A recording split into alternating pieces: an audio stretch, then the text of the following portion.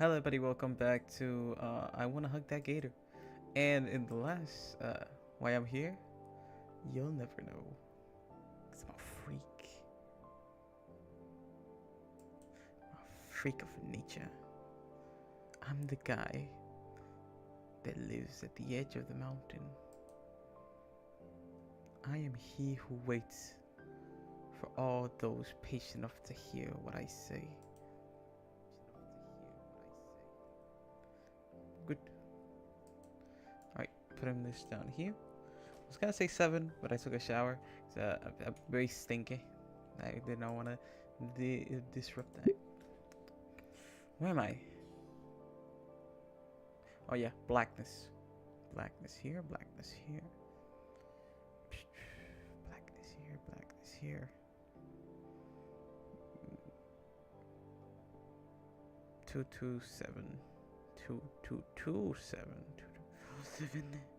Yes. Alright, we're here. The sun was hanging low by the time the pizza was finished, which means it was time. I didn't take much to convince Damien and Mr. Piney to take me out to the fountain once Olivia fully explained why.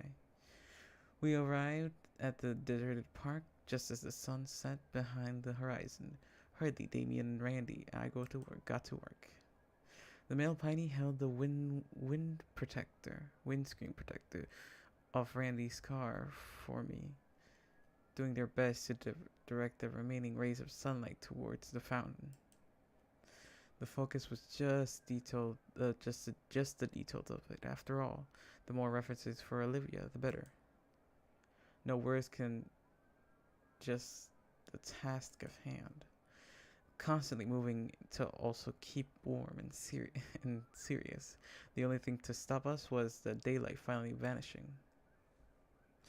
My memory card was filled completely with reference shots for Olivia. A good 100 or some from every conceivable angle. I arrived back at Sophia's had unfolded the cushions into a bed for me. It hadn't occurred to me to how late it could be, or how bad the weather could end up. I feel like I'm frozen to the core, combined with my clothes becoming damp from the melting frost. Instead, Olivia dragged me onto the lumpy mattress of the couch bed, sitting right beside me, so I could go through the photos with her.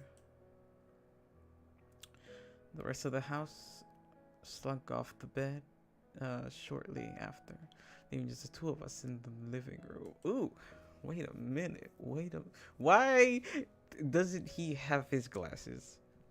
Huh? I don't ask for much.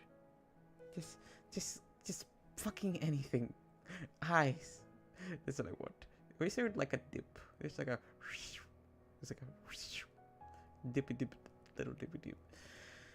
Just settled together, looking through my camera. We're the only ones still up. And while I wasn't cold anymore, Olivia insisted on keeping me warm, budding across my lap if she were a very gator-shaped blanket. Hey. I apologize. I've been not practicing. Hey, yeah, this is the voice. Everybody's a little different, so like this. That makes more sense. I haven't practiced today, I ain't gonna lie. She contorts herself around until she can almost look into my eyes. Yeah? About earlier. You still owe me. Come on, seriously? I am so excited. It was just a bite, come on. It wasn't just a bite. Her face is on fire, but her eyes remain locked on mine. That didn't count. What?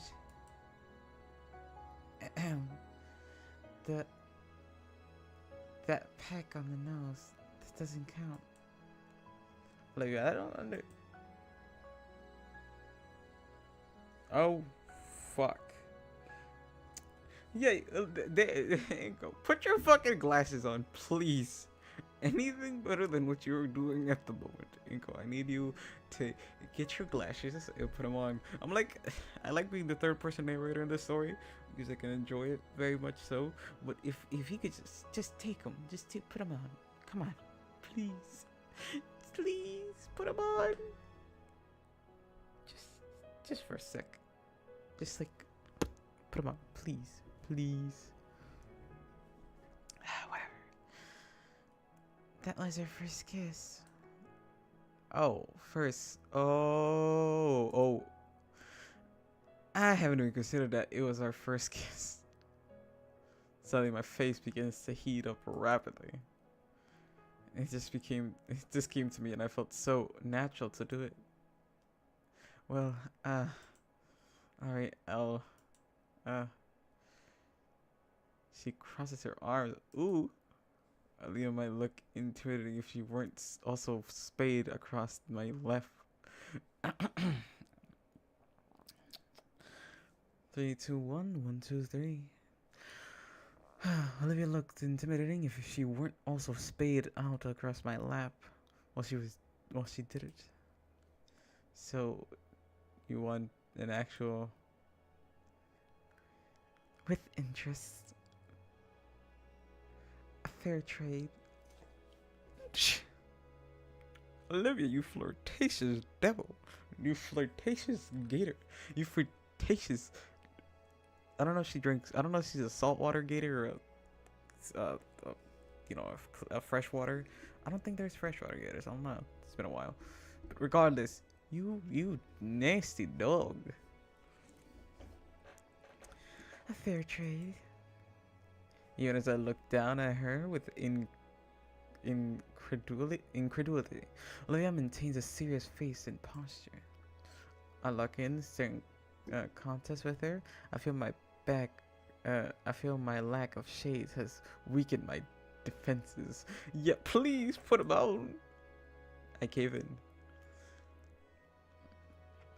Alright, I owe you one. I owe you a real kiss.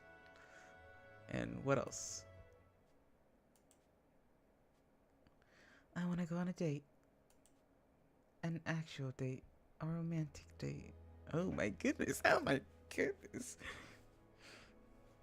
The flirtation. The absolute agony.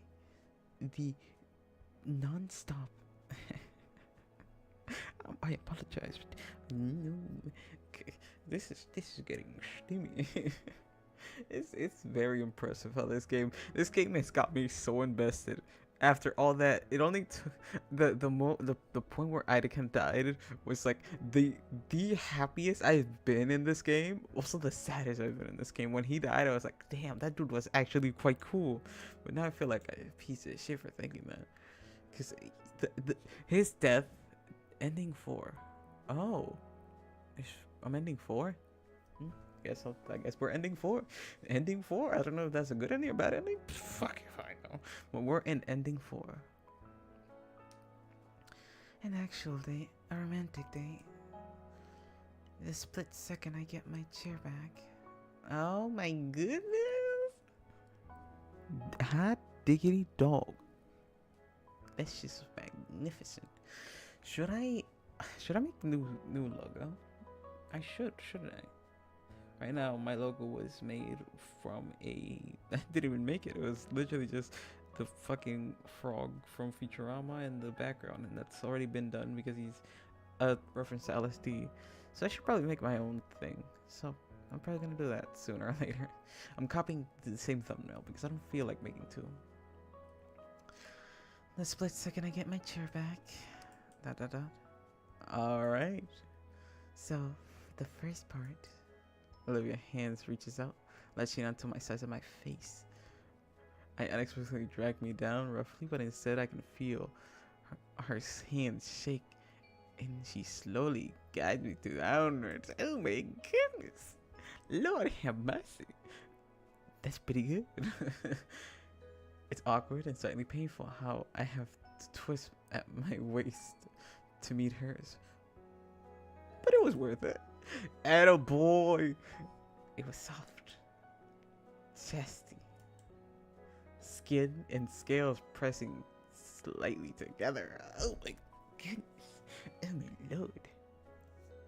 The hot air of our breath intermingling. Oh my god. This is some hot stuff.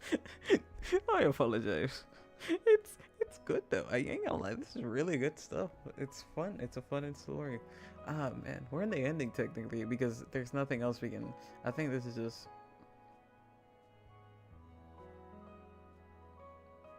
I don't know what this means. I support myself with my arms over her Olivia. Her arms move from my head to around my neck. Our eyes grew heavy. I don't know who faded first, but Olivia's clung to me as we drifted to sleep just like that. Da, da, da. I stir from my sleep as the morning sunlight begins to peeking through the wind to the glass back door. It was quiet. The only sign of life is the light breathing of the girl holding me close. Oh my god. Oh my goodness. This game is a masterpiece. She wrapped her arms around one of mine, gently nibbling my shoulder in her sleep. She's warm. 7 to 8, 8 to 9, 9 to 10. Okay, 3 hours stream. So 10 is the ending of the stream. I started drifting back to sleep, lulled in by Olivia's soft breathing. My thoughts drift between sleep and awakeness. They're puzzle pieces that slowly come together into a single unified phrase that wholly captures what I'm feeling. I love her. I love her. Truly and genuinely. Attaboy, go. I don't know if I'm supposed to feel like the main character, like especially when they don't let me name it. I don't feel like the main character in these games, and I like it. I like being the third person narrator. I ain't gonna lie, probably because I'm a dungeon master in real. Like I play D&D and I'm the dungeon master, so most of the time I am the third person narrator. I'm doing or the NPCs just like this basically. It's like roll me for persuasion right now. I feel horribly disturbed approaching. Live, Inky! Inky, live, wake up! The cursed beast plants both of his feet into my chest, making me shaking me by the collar. What the fuck? He just got thrown. What the hell? Olivia's response by swatting himself off of me with her tail.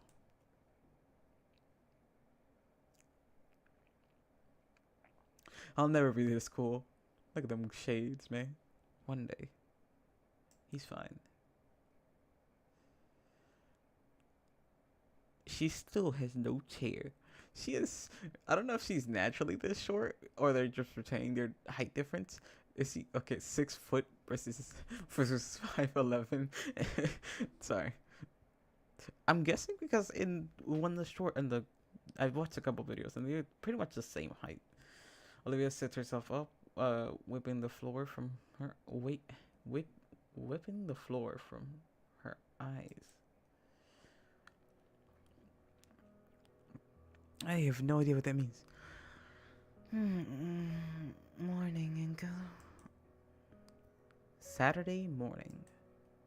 I check on my phone that says it'll be half past 7. 4 hours too early. Barely. I sit up, nearly missing Vinny's second landing zone. He's got the cable remote. The TV flickers to life and Vinny starts clicking through the channels at in speed only he can comprehend. It's my boy. That's my favorite boy. Morning. That's a nice voice. Yo, good morning and go.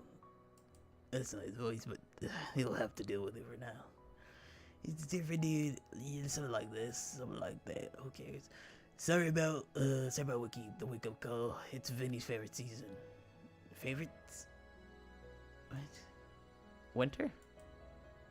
Hockey. Oh, understandable. I mean, that's how my brother did it when he was young. used to fucking be like, wake up, they're playing football right now.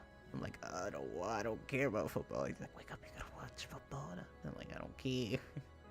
Winnie steers loudly, and I looked to the screen to see a player being brutally slammed into the protective glass of the ice rink. Ah, violence. Should we move? No, it's too comfy. Yeah.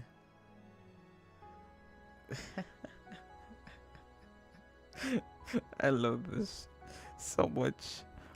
I hate that it happened. I hate that this is the ending I'm getting, because we can't stop his death. Kent died, so we can't really stop that part. I think he dies in probably every single one of these, so it really doesn't change much. I'm hungry. Go make breakfast. What do you want? A big plate of eggs and bacon. I think I burned the kitchen down first.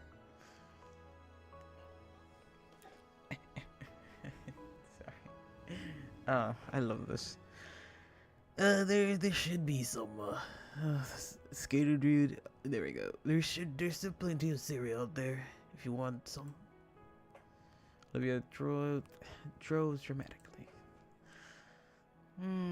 Fine. We munched on cereal. I'm gonna put my earbuds on. I get more immersed when I have both of them on. Although I cannot hear if my voices are coming out fine, because sometimes, like, I really can't get the voices. I can't get the voices right when I'm trying to listen to the game too. So it's because my voice.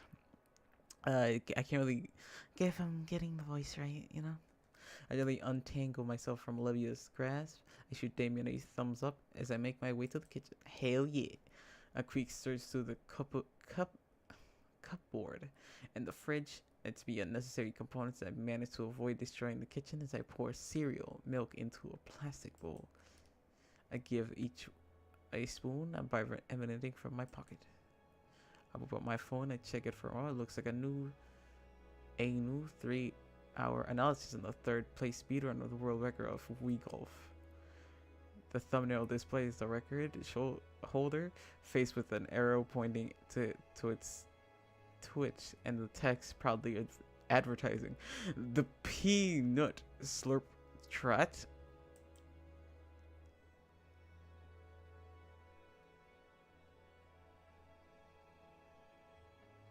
What? The peanut slurp trait. I'm really not much in the mood for these recently. I'll mute the notification. And done. As I return to the living room, the scene is a lot more lively.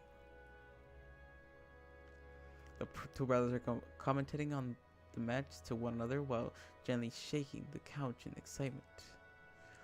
That's exactly what my brother would do. He'd be like, "Pero que tú estás pendejo, que no tira el gol." And they would be angry all the time. Olivia has since set up and wrapped herself in a blanket, only opening a spot for me once I approach. I take a seat, offering her a bowl of sugary goodness, which she greedily accepts.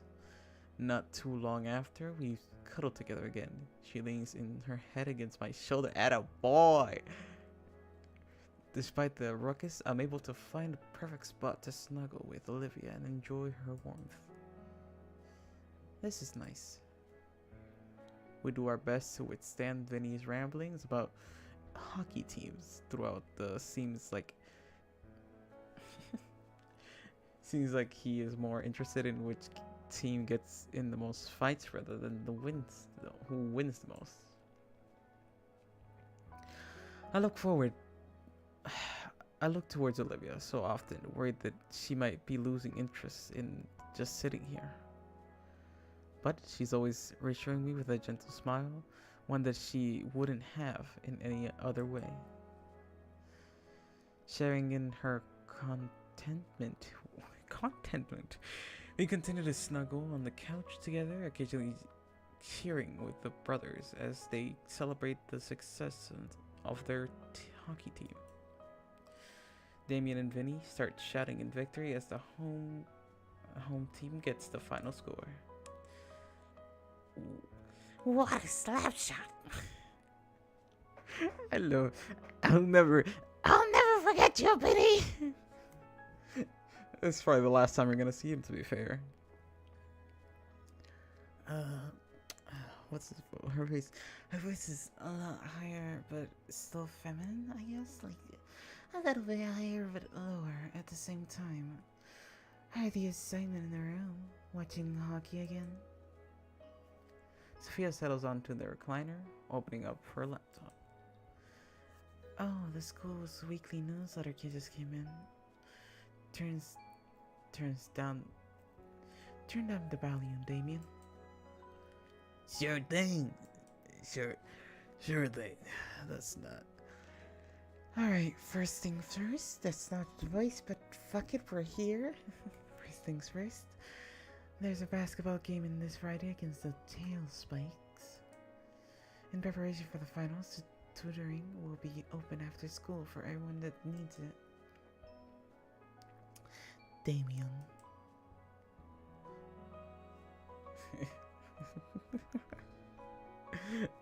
Oh, the anger of an angry mom. Is that supposed to be Mickey Rouse?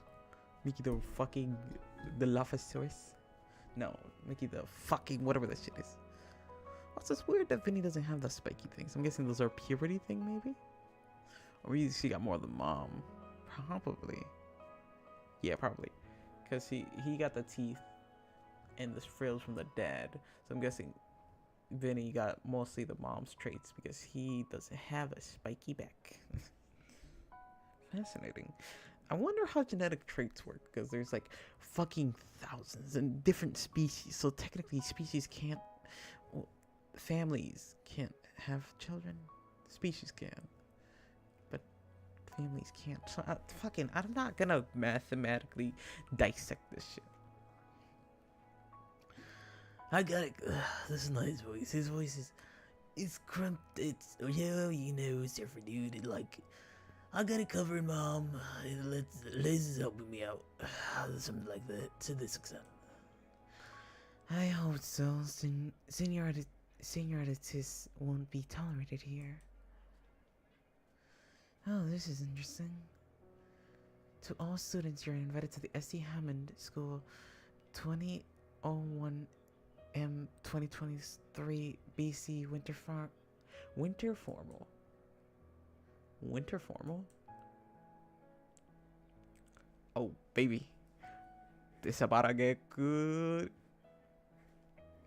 Damien yawns and stretches his arms behind his back. Yeah, his voice is so complicated at the moment, but it's surfer dude with a little bit of crunch. So it's like, yeah, some dudes, yeah, some of the events for the seniors they got every year. Basically a dance, but more fancy. It's like the biggest event of the year. You know, next graduation or prom or whatever. Oh, you know, next to the graduation prom or whatever. I don't think any of my previous schools ever did something like this. Just regular dance. Immerse yourself in the serene beauty of winter. Night sky with music, food, entertainment, and much more. Yes, sir. Ah, it sucks that he's not here. I miss him. We will also be hosting a special memorial for one of Miss T. Hammond's finest teachers, who was actually recently passed, Mr. Trent Idekant. Mr. Trent? Wait, we call him Idekant, but not Trent. Shoot, that's going to be tough to see. The event will be taking place at the Boca Convention Center on Friday, December 5th from 7 to 10 p.m. H is a femboy. Hey H. What? Has that been in Discord this entire time? Yes.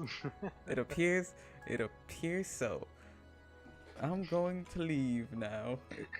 Alright, have a good one. I'm playing. I want to hug that gator. That's the only reason. I'm like, oh, I wonder why. How did you get? Huh? Alright, The- enjoy your visual novel. Yeah. Thank you. You're welcome. Bye bye. Bye.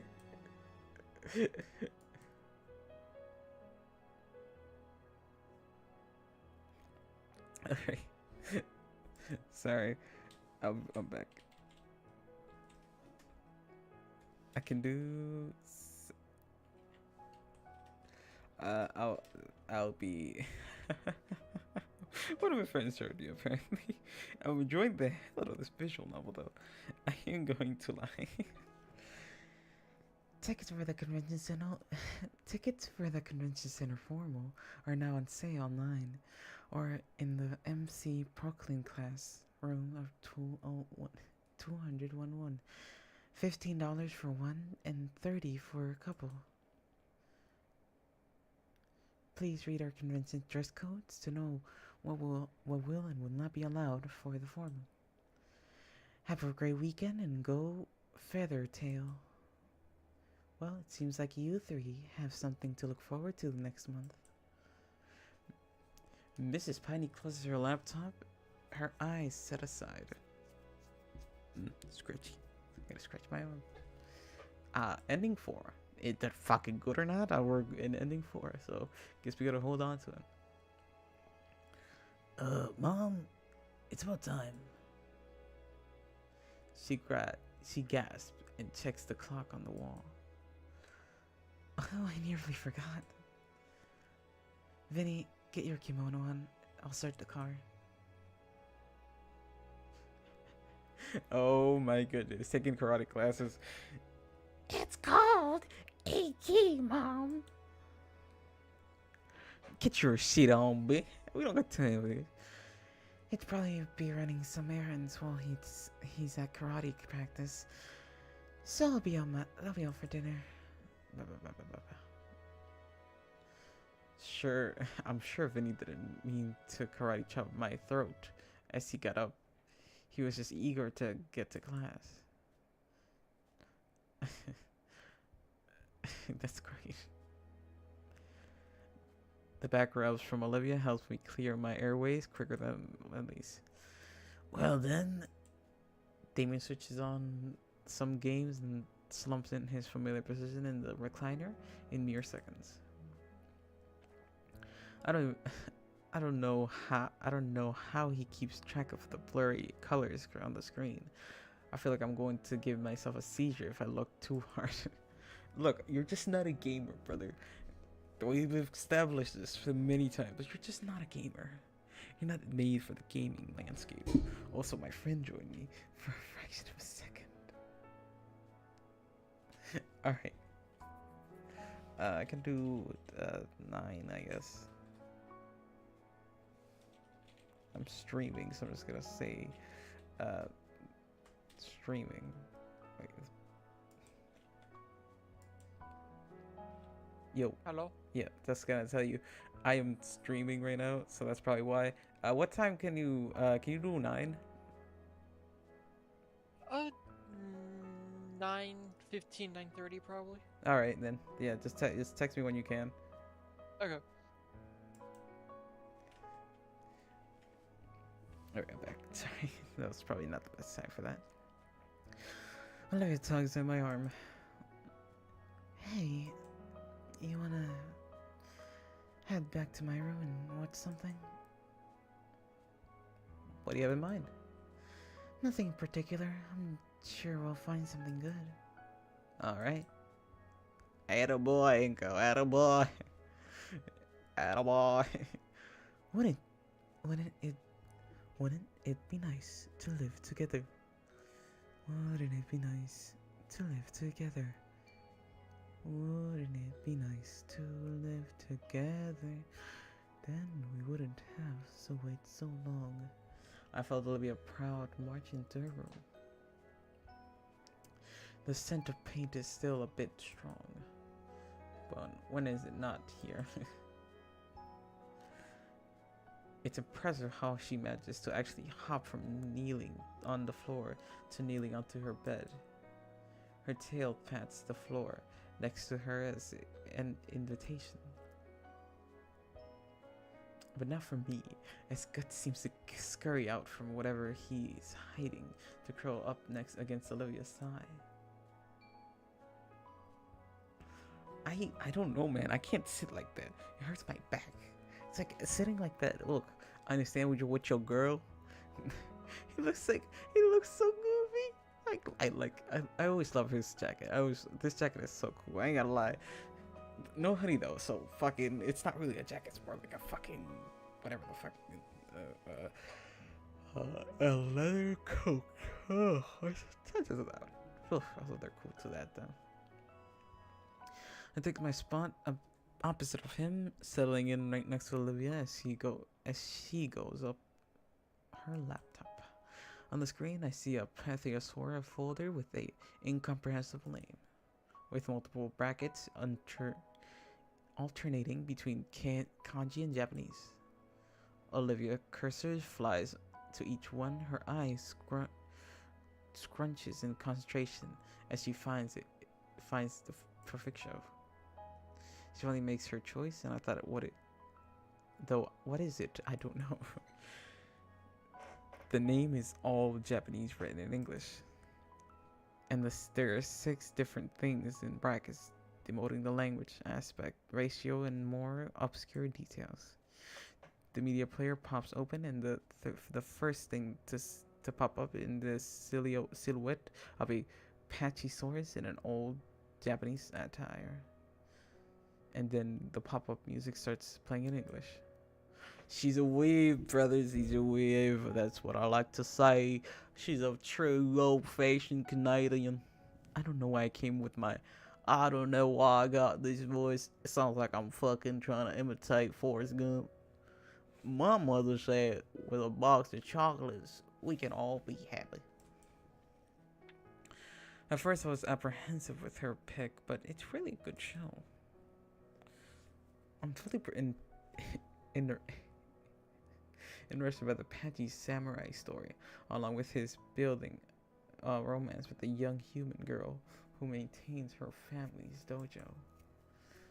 We fully settle in, Olivia splaying out across her bed and giving me just enough space to sit with my back against the wall beside her.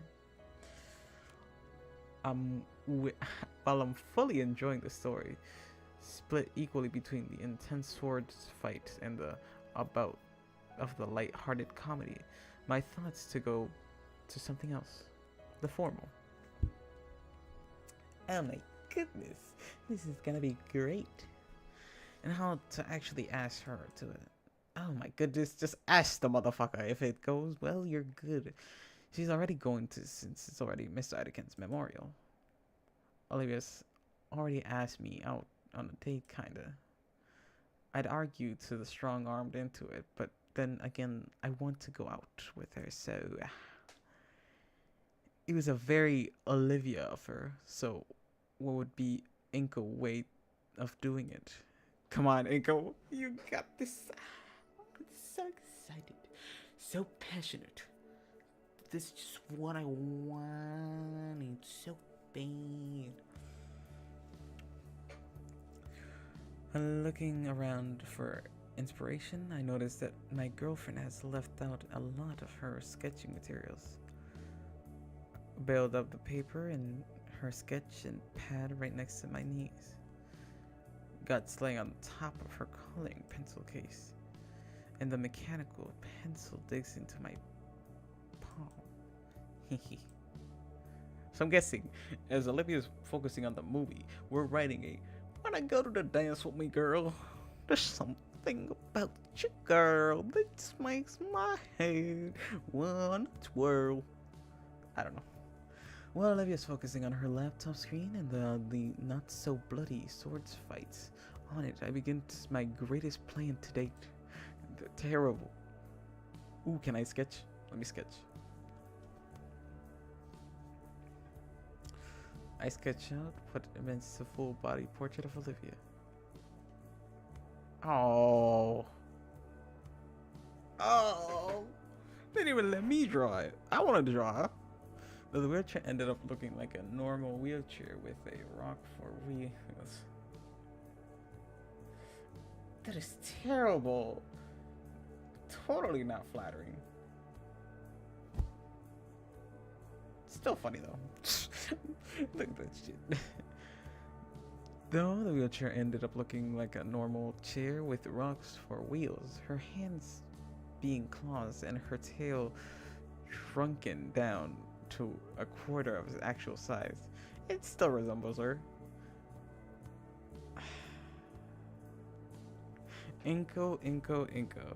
You're fucking acid. I clip on them.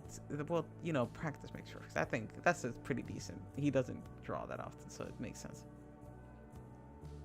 I clip on the mechanical pencil so that we can reach over the pad with pads, nudging the back to Olivia's head.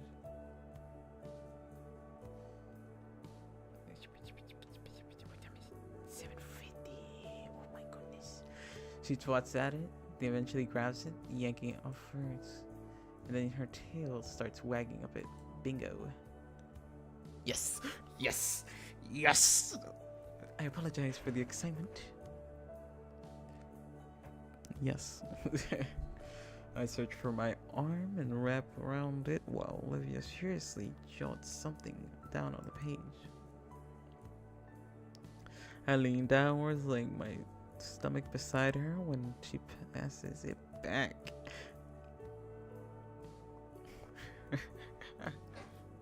Level 1 artist versus level 99. Well, not 99, I'd say like a solid 75. Or really high, I ain't gonna lie. Probably extremely high. A high that I like that this if you know how Inko looks, this is like 100% accurate. And like, Jesus, she's drawn an equally rough portrait of me. My shades missing and my jacket looking more like a button-up. Yeah, makes sense. For a while, the two of us resume our drawing game from the start of the school year.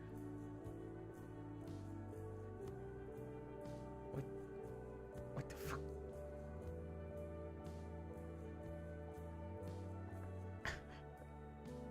Liz, the parachute.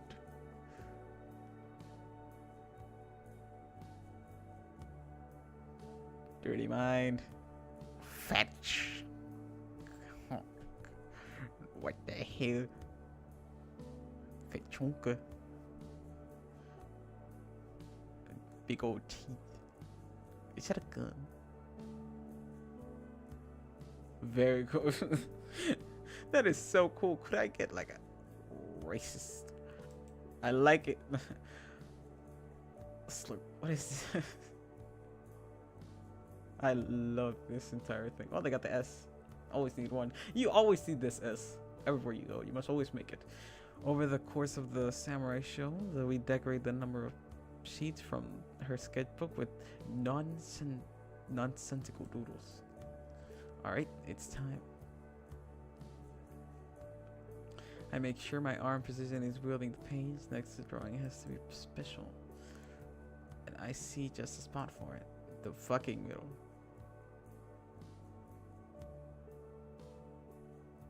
Attaboy, Inko. Truly a mastermind of the arts. I sound like the Terminator. Connor Master. Truly a master of the arts. Call me the Terminator. I need this in my life. I need this picture. I need to see this again.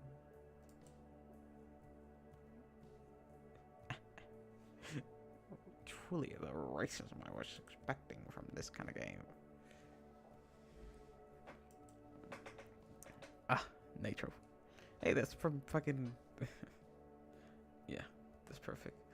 My heart flutters a bit as I look over it. Could be a little better. No, it's perfect. Pass the sketchbook just as I has a dozen times now. Olivia stares at the doodle on the page. I hear her breathing pick up. Atta boy, Inko. You really deserve this one. Pop, pop. That me the fuck up, son. I don't know why, but I've kind of dissociated myself from Inko. At first, you know, you always play the game in the beginning. You're like, well, I'm Inko, so I guess I'll do things my way. And it's like, no, you're not Inko. You're not that dumb. You're not. You feel insulted if you see yourself as Inko. You feel insulted because you're very dumb to romance, and that's what I am. I could probably. I've seen women talk to me, and I've been able to hold a conversation, but it never goes anywhere. I hear from her breathing pickup. She pulls the pad aside, well out of my vision. I feel the bed wobble as furiously scribbles something down. It's sure taken a while. On the screen, the bow tie whatever just finished an epic duel, winning with an intelligent use of technique in his sword and sheath, all without killing anyone. The pad is plopped in front of me.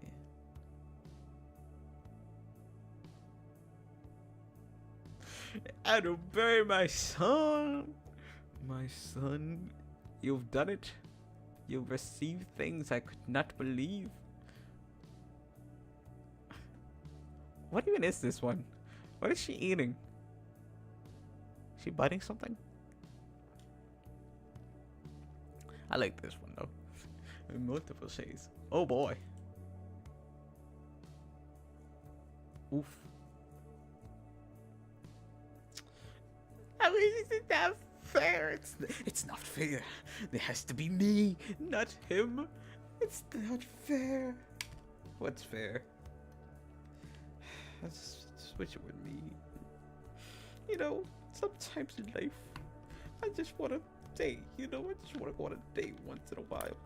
Just talk to somebody and like give them kisses. Can I give kisses no more? I'm joking.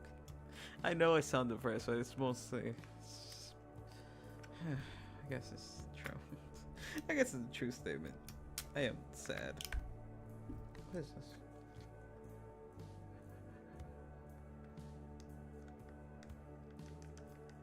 Oh, this is broken. I got a PlayStation remote here. Well, those PlayStation fans. Also, it's not fair. We saw that moment back there. Focus, brother. We need to focus. This is not our joke. This is not our story. Oof. Olivia buries her snout into my back of my head, nuzzling it aggressively. She's making those bellowing noises again. I take this a resounding yes, and I say, "You're that dude, my dude, and go truly a mastermind." I apologize for that. Truly, Inko, you've outdone yourself. Truly, you become a master of romance in only half a year. Not a master, an apprentice. I'll give you expert. I'll give you expert, not master, because you still have your moments where you're like, huh? You do the fucking huh? You're not gonna let me. You're not gonna let me up, are you? You're all mine. No, you're all mine. Yes. Yes! Let this motherfucker cook. Oh my goodness. Lord have mercy. She keeps bellowing, but her focus slowly returns to the episode.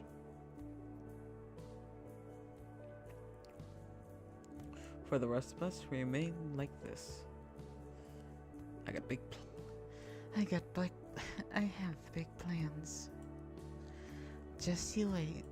Oh my goodness. I'm so excited. 1 week later. Is this the end? Are we gonna finish it tonight? If we are, I got to put a better fucking thumbnail on this son of a bitch. My shoes crunch through the layers of snow beneath me. Behind my trail is quickly swept over with the fresh snow. The cold bites at my flesh. It can reach my ears, my nose, my exposed hands as it carries my precious cargo. Somewhere in the distance, a dog barks. I am alone in this frigid wasteland. And to think, this started to so simply just 4 days ago. I've got into a new routine at the start of the school week. Wake up, head to school, do my things until the bell rings, then head over to the Pioneer residence to check on Olivia. You are, oh, you got it, my fucking son, my brother. That meet the fuck up.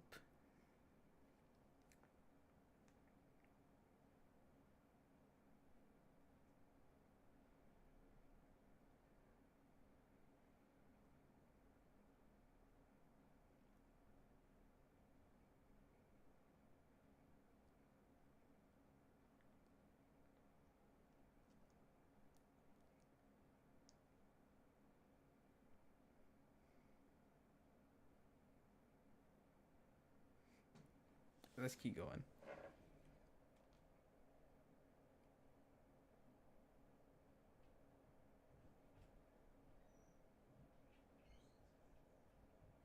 Let's see. Alright, wake up and just go chicken Olivia. Little boy. That's what I'm talking about. That's what I want you to see.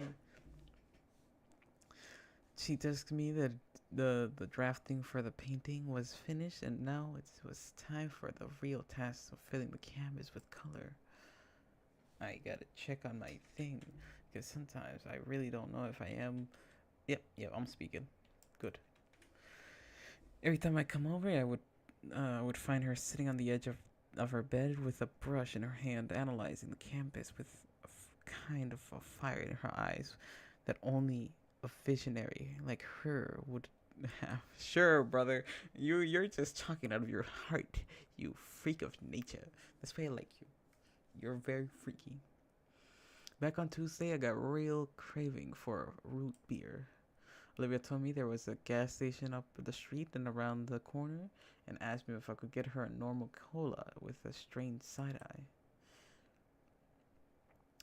The trip was frigid, and I probably should have seen where this was going, but the soda was well worth it.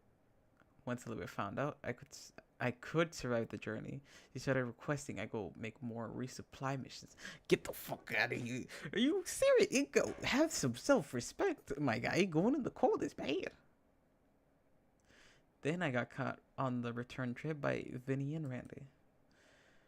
A short version of the story: I am now the resupply man for the household. No, Uncle, no, you're being used as a slave, my son. Then again, for the girl you like, so it's up to you to decide whether you like it or not. You're being used, my boy. Very sad. I've had that issue a lot, where a lot of men decide to like jump into a relationship, and then the women just literally ask for money every day. My friend, I'm like, yo, I'm telling you to be careful, and I tell her, hey, this girl asks you for money like every fucking week. Literally today asked for $25. The other day asked for $100, and the motherfucker gave it to her. It's crazy. Short version of the story: I'm the resupply man for the household. I go out to get precious rations for my poor, freezing, shivering girlfriend and the other survivors in the inhumane climate of the 31 degrees. It's been rough. It's been tough work, but it's been a blast.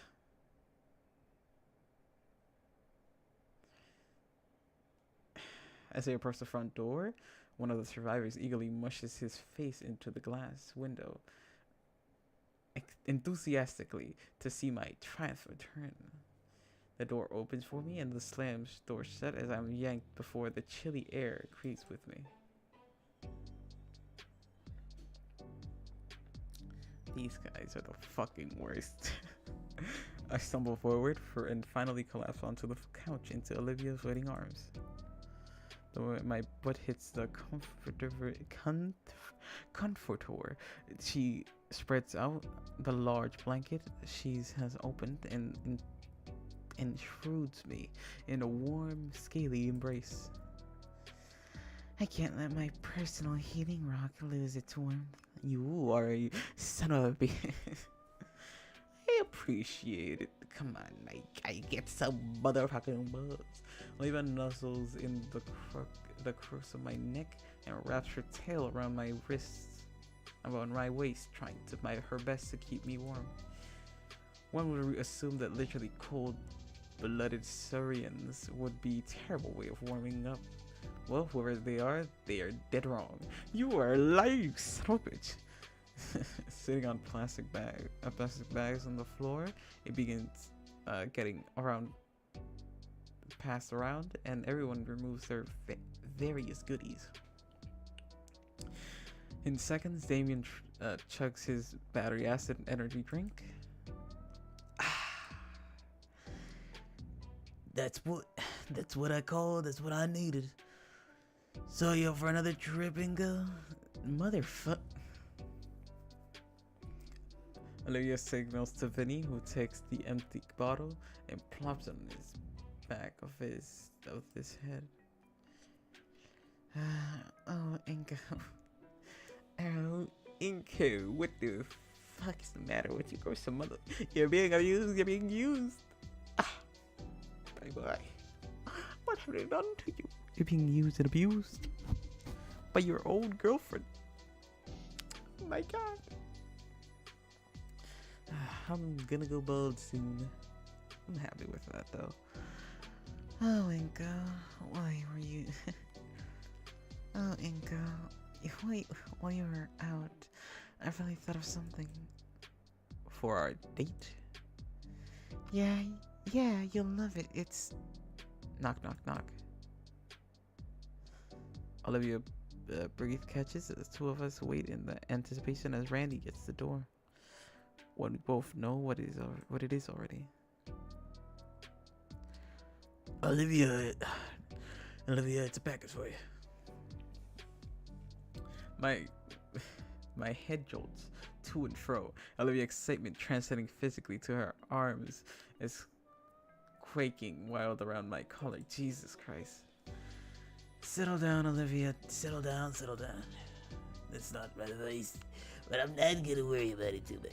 Randy hefts the box containing her wheelchair, parts into the room, and sets it in front of the TV. Oh my goodness, she got the fucking wheelchair back. Let's go. There we go. Swallowing. You want to set it up for you? Actually, Olivia lifts herself off the couch and starts pushing against the box, sliding it towards her room. Inka and I can do it. Alright. I mean, shit. Olivia waves. The fuck? That is an MS Paint ass fucking box, you lie. Alright, Olivia waves me over to join her as she pops the door open and pushes the heaviest looking box into her room. Come on. What are you waiting for? Let's go in. Let's go to it. Let's get to it. Fucking yes. Oh yeah, I forgot you got the Tamagotchi at the bottom. We sit on the edge of the bed with the box before us. Olivia takes a deep breath and extends a single claw. In a single motion, she slices the tape open, letting the box plop loose. She starts picking the individual parts out and laying them on the ground.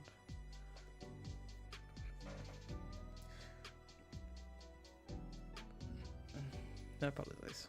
I burped. While she does that, I picked out the instructions. Really? What? Come on, give me that. She takes the instructions, rips them into pieces. You don't need that. I fixed my own wheelchair ever since I was a kid. Why you? I break it. I fix it. Simple as. I broke it a lot when I was younger. Okay, Curiosity peaked. How? Olivia turns with the biggest grin of her face. Ramp jump. She doesn't elaborate.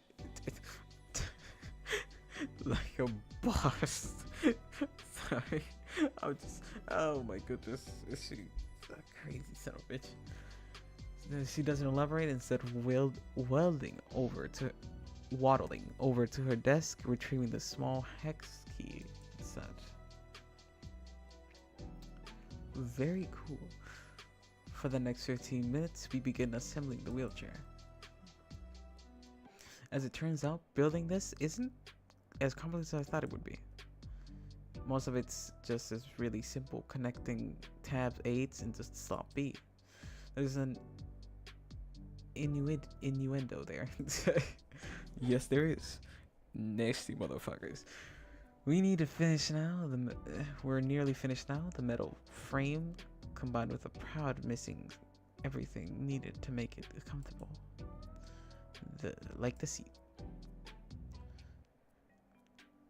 A bit connection to the handle there. All right. So you were talking about. Sorry. So you were talking about an idea to tell me. You were about to tell me about an idea that I'd love for a date. Oh yeah. Have you ever been to the Hibachi Grill? That's not her voice. This is way too high. I've heard of it. There's a great they're great. You gotta try it. They sit you down at the table, right? And then in the middle of the table is a big flat stove grill. The chef hand me that piece right there. Thanks. That's what I do. When I'm speaking to somebody, I don't even specify. Be like, yo, can you pass me that? And they'll be like, what that? You know that thing right there? I know exactly. I know the name. I know the name of most everything I know. But the fucking, I'm just like, just give me the thing. Just give it to me. I don't give a fuck what the name is. Just give it to me. Then the chef comes with this cart full of stuff that you were ordered. Once the grill gets hot, they start cooking the food right in front of you. Yeah, you could just do that at fucking home at that point. And then they bring a whole new meaning of playing with your food. This sounds pretty sweet, right? By the way, that goes the other way, the other direction. Clank. Whoops. Yeah, that's honestly sounds pretty fun, Liv. It's like dinner in the show, but dinner is the show. I've been wanting to sorry. I've been wanting to eat at that place like for years. Alright then. As soon as we finish this, let's call for a table and go. Yes. You fucking idiot. I use her own voice against you, Inko. Let me hit you with this. Inko, you're being really fucking stupid. Listen to me, Inko. You need to fucking stand up for yourself and be a man. Also, apparently this sounds like a fucking fanboy voice. Something I did not expect. Olivia's arms wrap around her tail, around me, and in a hug. The other hand preoccupied with adjusting the chairs to fit perfect height. As we attach the arms, rest to the handle, I stand up in triumph over the fully built mobility chair. Well, I can safely say that your new wheelchair is completely by yourself, truly. You put the wheels on backwards there. See, if I had sat in it, it would have crumbled, and it really killed me. Jesus Christ! Oh, I lightly tap on the. She lightly taps me with one of the spare parts. Yeah, so stop trying to kill me, dummy. What the fuck? Just to be safe, we're probably gonna have to go back a few steps, make sure things are built correctly. Wonderful. So sweet. So delectable. Finally done.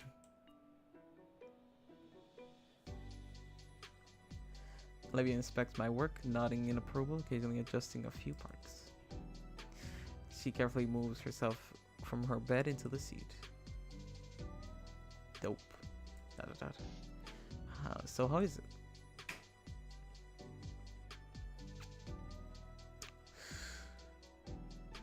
Why just... I'm sorry, was that a joke? Darn it, my legs still don't work. Yeah, it did. Great. Yeah, you did. Feels just like the old one. Great job, Inky. Phew. Don't sigh yet. The night is just getting started. I'm so excited.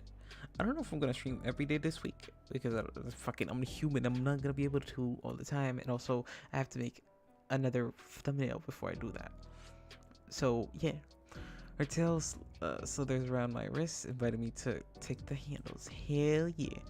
You ready? Yep. It'll be cold. I'll be fine. I got a personal furnace with me. You fucking. The moon's little irises turn to half slids, letting me know what my real role in Olivia's life is now. Furnace. That's something sweeter, like heated blanket or a comforter. Yeah, no. I say that, and then my auntie and uncle would give me the talk and all over again. Okay, that makes sense. I mean, not to be a hater. Yeah, you're right. Wow, wow. What the hell?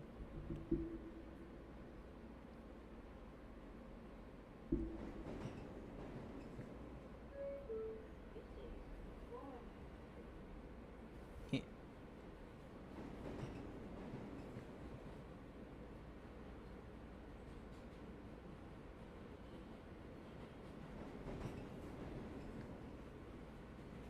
Let's see here.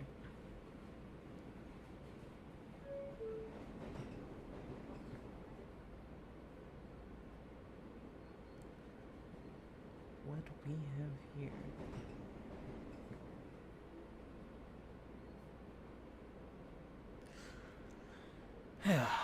Before we knew it, we're admiring the passing buildings as our rail car races towards the city. One thing we notice is that where the Christmas lights entangled about inside the metro, which gave it a much cozier vibe. As we reach near the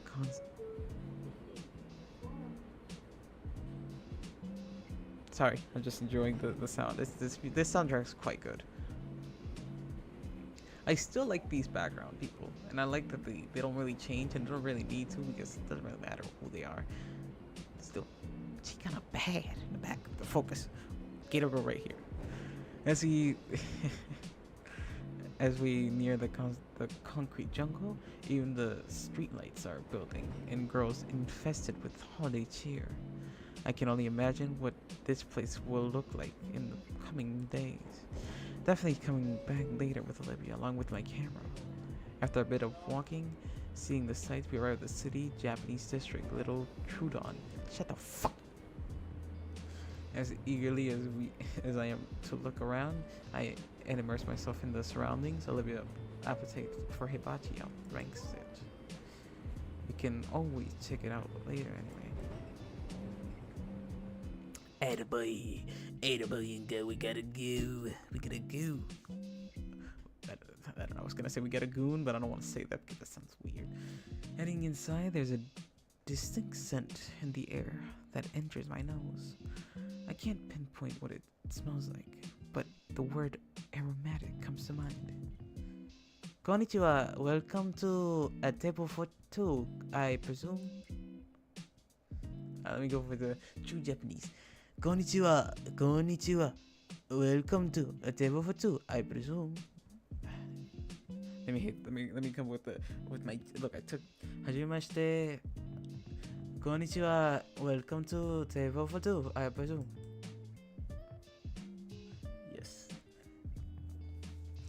Yes, I called earlier. I took Japanese for 4 years, but I'm not very good at it. I'm sorry. Yes, I welcome. Yes, I called earlier for a reservation. The waitress makes a motion to look at the table placed in the front of her. Oh yes, table for Mr. Nito and guests. Follow me. Mr. Nito, that shit's crazy. I always forget that he has like a full fucking name. I like never call him that. Never.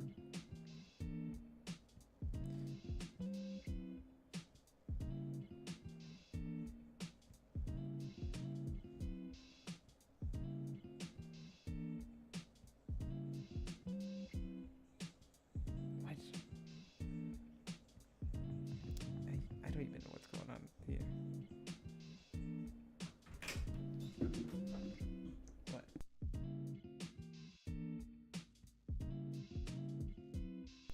Alright, I'm back. She grabs us in a menu and leads us to the main dining area. As we as we're guided into the restaurant, I take in the interior design, seeing the various sets of, just making sure my mic wasn't off, and I take in the interior design, seeing the various sets and pieces, decor, portraits, and famous actors posing with who I assume is the owner of the restaurant. Entering into the main dining room area, the sounds of lively conversation floods my ears, as does the savory fragrance of food being cooked for other patrons. Just as Olivia said, each table had a grill in the center where the chef was chopping and dicing and slicing. I can feel my mouth filling with drool with each passing moment. Mine is filling up with saliva because it's dry. Finally, we reach our table where another party occupies the other remaining seat. Enjoy. I don't know. That's bad. So, how would you? My hands wave over for Olivia around the chair handles. Olivia seems to understand what I'm about to entail, because without a word, she effortlessly hoists herself up onto the off her wheelchair onto the dining chair. I fold the wheelchair and place it near the wall of the seat myself next to her. Blah, blah, blah. So nice, nice. So how are you feeling so far, Liv? I should have given him a voice. You know, now that I think about it, Inko, it's like not me anymore. Like at first, the first couple episodes I was like, I'll just use Inko as he's the guy that I'm gonna breathe the most out of. So I get best, I'll just use my regular voice. But it's like, no, he's not me. He's just not me anymore. Olivia smiles, letting her cold fingers splay out near the grill before us. Her tail curled up over the counter, and her joins them. I join her for a second, warming my knuckles. I really like this place. It looks like a combo of a show and a dinner and a sauna. I reach for the menu and that sits between us. Let's see. You already know what you want to get. Sushi. They got good stuff here. She points to something on the menu and I don't hope. She points to something on the menu and I don't have hope of ever pronouncing correctly. Let me try. Nevertheless, it looks like an appetizer. How about you? What about you? I'm thinking something warm, filling. What about this dish? My throat, sorry. It appears I need to consume more water. But I can't. I must push you forward. She points to one of the specialty dishes, the Trudon Delight. Chicken breast, hibachi steak, like a surf and turf. That's pretty good. Colossal shrimp, lightly seasoned and grilled. Kind of like a variety dish. Sounds good enough for me. That variety and idea overcomes me, and I can scan the menu thoroughly. The section in particular takes up nearly the entire page. It's something like I recall from the foodie blog I read. Hey, why don't we try all the appetizers? What? Laying the menu flat before her to the appetizer sign, her eyes widening at the many choices there are. Yeah, like, we should try sampling everything and see which is best. Don't worry, my boy. I know it could come in with that black card. We're like, that's right. I got that. What's it called? It's the one that doesn't have a spending limit. It's the fucking something black. I don't remember the card, but people always talk about it. The platinum or whatever. That's like really expensive, right? It would be if each plate was already cost $50. It would. Each plate already costs over $15. $15. It's not too bad. But consider the experience.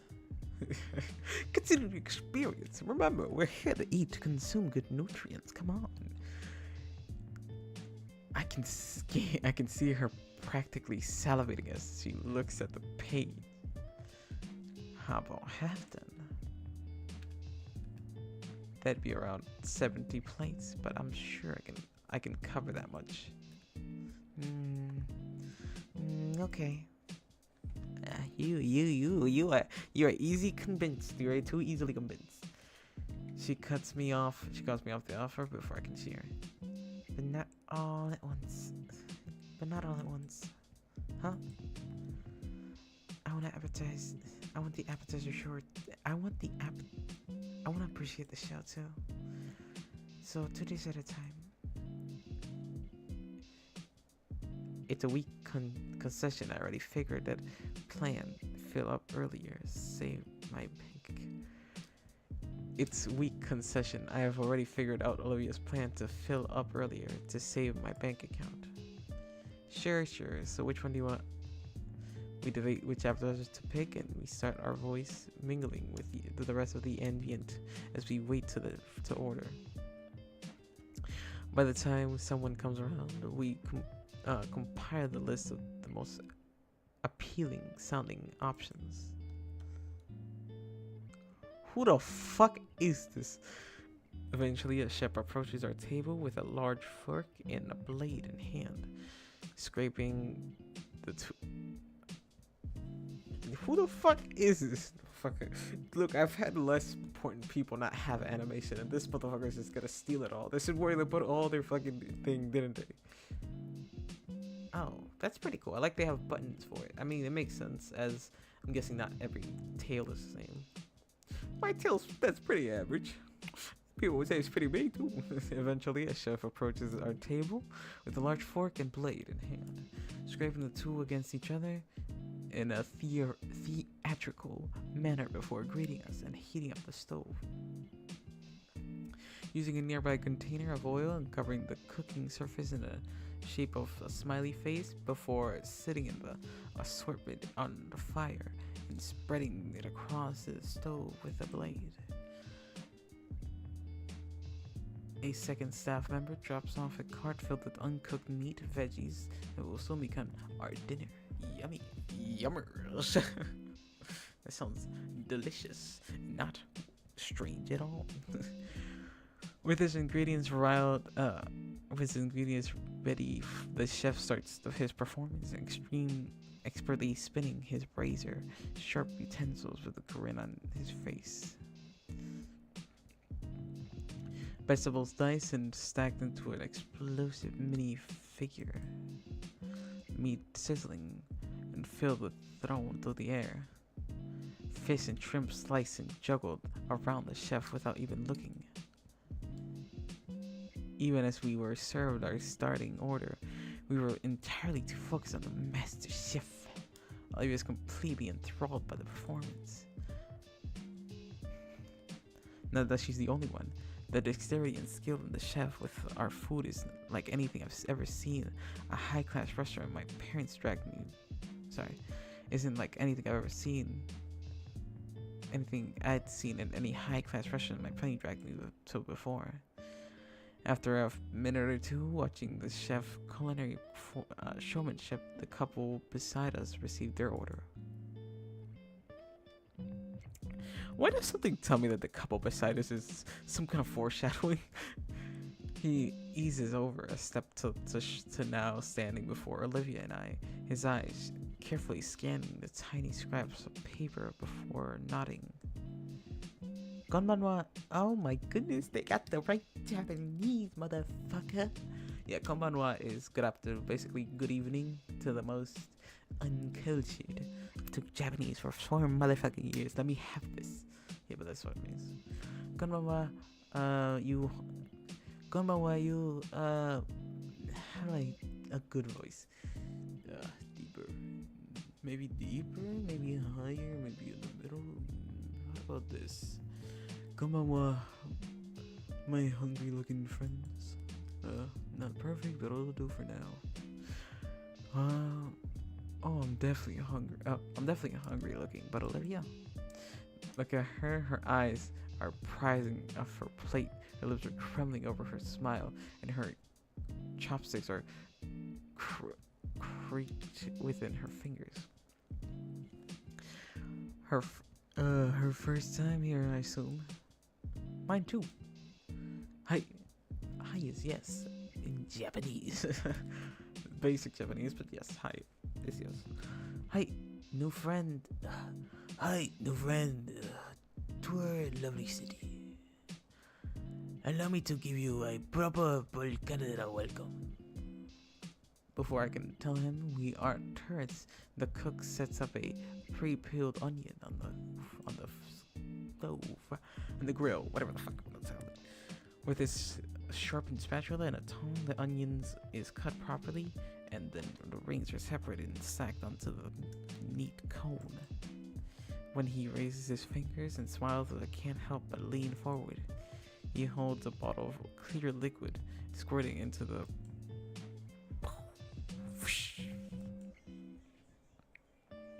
I reel back at the sudden heat erupting from the onion cano, fingers tipping up my eyes. Oh shit, my eyebrows.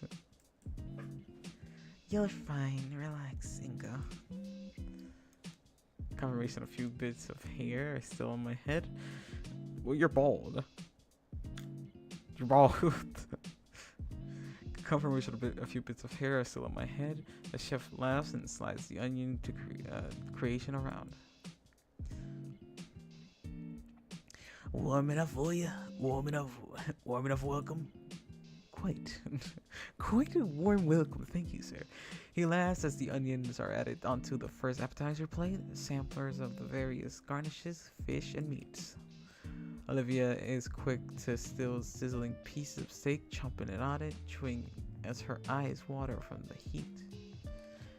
The chef notices and uses his spatula to slide Olivia's glass of water closer to her, which she can use quickly to cool her tongue. You gotta eat slowly, brother. You can't throw a beat like that. God damn, you know she got that. Focus. We must stay focused, my brother in Christ. I know. It's just he's so bad. You gotta stop it. Stop it and focus. Speak to yourself.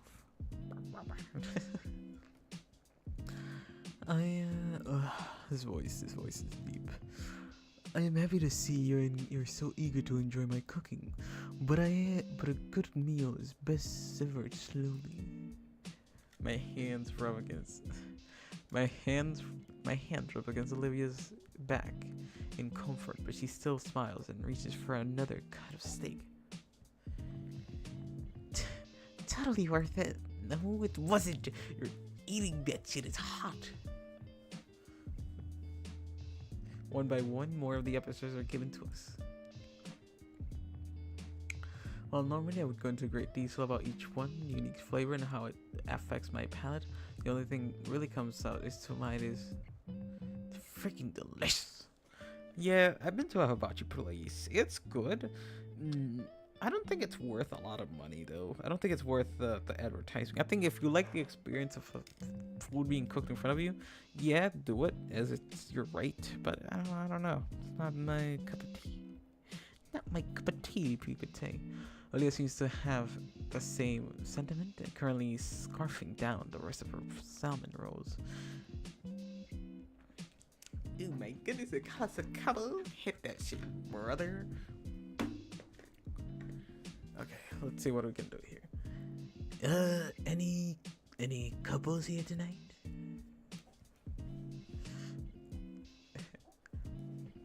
For a moment, I glance at the girl beside me, enjoying her own little moment as she chows down on her food.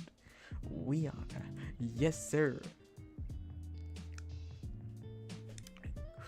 Ingo, you're so confident. What happened to my boy? He's all grown up. What am I gonna do? So happy for him. Oh, my boy's so grown up. He's not a coward anymore. Well, is the holiday season what you mean? The chef hovers his paws over my head with something green placed on in the end. It's mistletoe. Yes. A kiss between the gentleman and the wani girl, yes. Wani is gator in Japanese. Something I learned when I was studying if this game had any not safe for work content in it because I did not want to get in trouble. Yes, wani. If you see the word wani, it means a kiss between. A kiss between the girl and the wani girl, yes. Between the gentleman and the wani girl. Wani is gator in Japanese. Tender. Attaboy. No pictures. That makes me kind of sad. A lingering placement fills my heart as chef tosses the mistletoe on the steak, revealing its true identity as garnish. Hey, what does wani mean? It means a gator. Oh, I guess I do look like a gator. Yeah. I'm always thinking of you as the green gator girl. Really? Hell divers. Alright, let's have it right here, just in case. You never know. You never know. What, opposed to the green Varinox girl? Varinox. I've fought you in Ark. I played Ark Survival Evolved recently too, and I've fought with Varinox. I will fucking fist fight you. Here you're cute. Ark, you're a pain in the fucking ass. I almost lost like another kind of gator. What, opposed to the green Varinox girl? Do you see Damien as referred to him as the red Dilophosaurus guy too? Hey Inko, wow, I just heard a noise, a crane in my head towards the direction of the pink Dilophosaurus, this Dilophosaurus and the blue Aphidiniphus. I get it. Good. Everyone, I just met a Triceratops. In fact, I met two. Shut up. I used my chopsticks to fling onions over to her. Definitely chomps out of this here. Fuck you. Oh, I was like, okay. Who ordered the scallions? Oh, that was me. That was us. That was us. Anyway. Baranox. I like the Baranox. Very cool dinosaur. I'll say it. One of my favorite characters in anime. I'm a big anime fan. If you don't know, I like anime. I don't watch it as much as I used to. Like when I was a young boy, my father took me into the city. Yeah, but when I was when I was younger, I used to watch an insufferable amount of that stuff.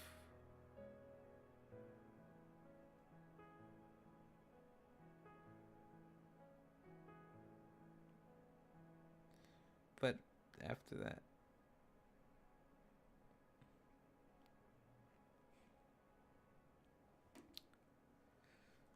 yeah, but after that, I kind of stopped. Because it kind of like there's every anime I watched kind of made me mad because I got really into the isekai genre, and isekai is the easiest way to ruin your anime because every single fucking isekai is the fucking same. I got teleported to another world. I get fucking overpowered. I win. You're like, oh, so anything else? And they're like, I become more overpowered. So overpowered that all my other characters don't fucking matter at all. And they're more of a distraction for me anyway. And like, I gotta save them every 2 seconds. and I'm like, oh, so that's it? Yeah, pretty much. You're very cool. Very cool. That's how 90% of isekais go for me. Is because most of them are like that. There are a few that are actually like decent where they're Not too overpowered, but still.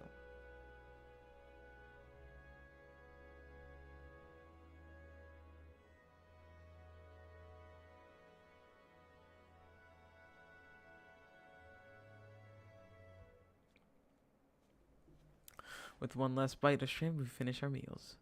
The chef spins utensils and gives us a bow, biting us a wonderful evening. I manage to slip him a generous tip as I thank him for his hospitality. As the waitress hands me the bill, she asks if some complimentary ice cream, which Olivia happily accepts. Some dessert sounds good right now, so why not? It's not long until we're cutting open a sweet, flaky shell of freeze-dried cake battered to the top of cool, tasty ice cream core of our free dip fried ice cream. Fried ice cream sounds delicious. I don't know if it's good, but I've seen a lot of videos because ice cream does not melt. I think there's a process, but ice cream doesn't melt that fast. Could cold be damned. I need something sweet to cap that off. Actually, hey, will you be alright for a while? I got an idea. Alright. Trust me, I'll be right back. There's a general store. There's a general store right across. Hopefully they have what I have in mind. ... I'm back. Your ice cream was starting to melt, so I considered eating it. Rude, after I went out of my way and got you these for you. I handed her a plastic bag. Pocket warmers. How could you... I'll consider a few, Inky. Yes! Attaboy Inky, looking, cooking in the darkness. She stuffed them in her pockets of her hoodie, cracking them to start the heating. I grabbed her wheelchair and folded next to her, offering her a hand, helping her into it.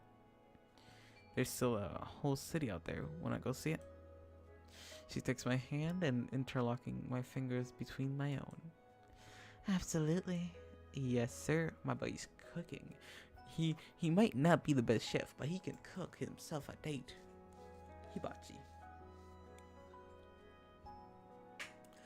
Back outside, I finished the last of my dessert and I let out a sigh of satisfaction.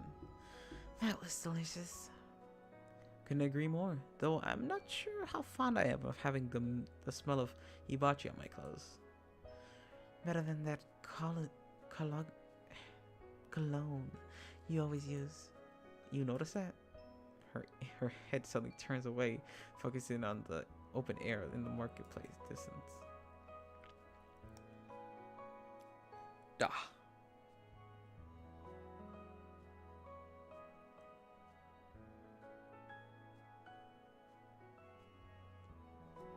Yeah, my nose. My nose. Something's in my nose. Oh, I might die.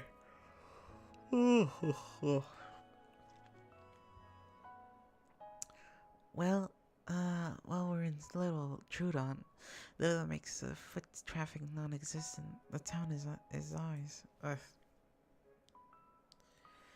Where do you want to go first? She looks positively giddy, looking around the stores, looking for the best place to start. That way I have a great feeling about it. I have not mastered any more of this voice, and I should master more of it. So I can increase it slightly, or decrease it a lot more. So it's a lot more heavy and more feminine, but who knows? With Olivia as my guide, we make our way towards the shopping center. Man, if the main part of the city holidays lightning wasn't captivating already, Little Trudon is just as whimsical. Fairy lights wrap around the streets, while lanterns hang along the street, illuminating our path in a reddish blue hue. I wonder where his parents are. I know they went on vacation, but we don't get to meet Inko's parents. I think we get like one conversation less. No, zero. Damn. Holiday cheers and cultural traditions mesh perfectly together. And we're here. Uh, Here is looking to some kind of Arabian bazaar from the movies, except built into a building. There's a wall, even ceiling, though the ceiling is plastic, seemingly transparent. The walls are all cut into cheap canopy, just sitting from the top of the opening, and so many colorful knickknacks hanging over them and over the table, equally filled with bursting with plethora plethora of items. Every other stall I see a seller station next to the cheap heaters, waving and shouting at anyone who passes by. You know something? I don't care. I will forever not care for others unless I'll help others. I'll help as much as I can. But if you ask of me too much, I have a limit how much you can ask out of me. Everyone should have a limit. If you want to be zero, be zero. Don't give a fuck about nobody. But I think my limit is like one or two. Like either if you want $5, I'll give you $5. It's not that big of a deal. If you want more than that, go fuck yourself. Sorry. Well, the street has been looking devoid of people. This shopping center was packed to the brim. Oh, that one. The one? I just know it. Lead the way. As we get closer, I can help but notice the variety of interesting items being sold. Cheap looking toys that light up and make noises, t-shirts with various decals and vulgar jokes, jade jewelry that looks like it was handmade this morning. All which have signs marking their price that frankly reflects their quality very poorly. Ah, yes, I've been to one of these. A lot of these places are very cheap stuff, very cheap. $7 is crazy though. At least $1.99 or $7. I think it's one because it's the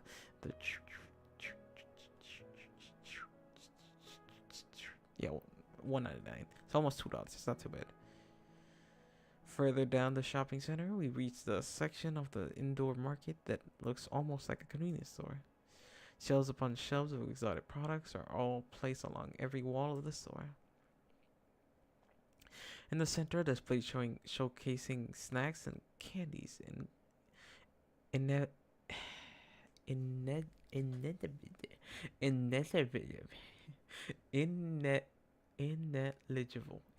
ineligible signs of any cutie mascots. This thing is now covered in greenery, and more paper lanterns and banners adorn more Japanese text. Olivia's eyes light up with glee as upon seeing the wide array of ornaments and goodies, oriental goodies. You know, let's make this Christmas shopping. She nods and grins. We start scanning each of the stalls slowly.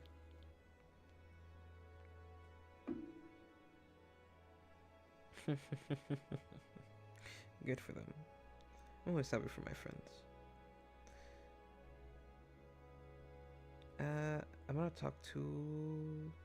I'm gonna go play Overwatch in a minute. Immediately, I'm drawn to the one next to it, especially a vibrant one from all the toys on the show. I was on Discord for a long time, and I did not notice that I was on Discord. Some of the plastic figures are even making noises, though there are certainly rattiness to them. I was still unsure I could find something for Benny. Recalling for our first meeting, I look any Power Raptor figures I can find on the table. Aha!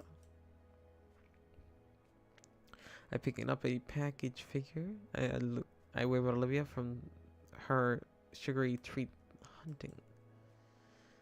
Ooh, think Vinny will like this? She quirks an eyebrow briefly and then gives me a the flattest stare I've ever seen. No. Why not? Inko, that's such a shitty bootleg.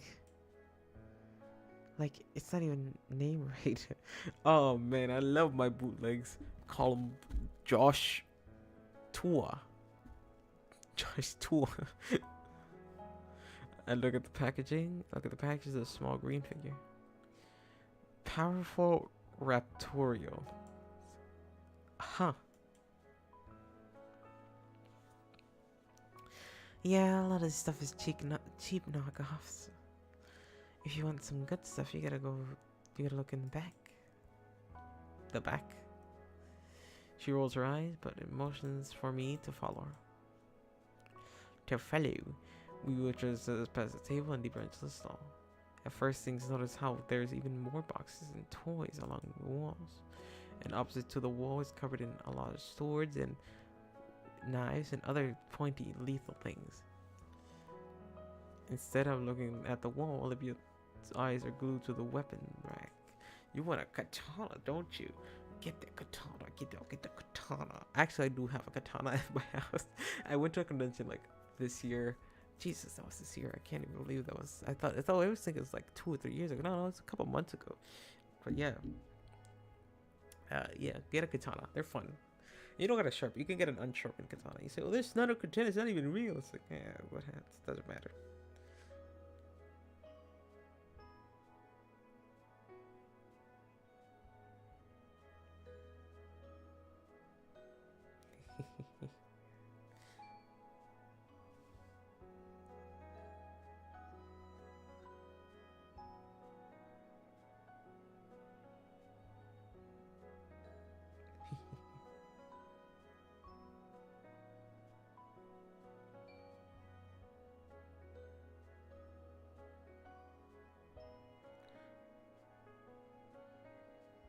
Okay, sorry. I don't think Sophia would approve. Yeah, no. It takes a colossal effort of her part to turn herself around. Partially from her cramped the spaces. Mainly her eyes lingering on the particularly sword that's on the shelf. Looking closer, it kind of looks like the one from the show we watched together. Neat. Are you gonna get the sword? Are you gonna give the sword and give it to her for Christmas? For Chrysler?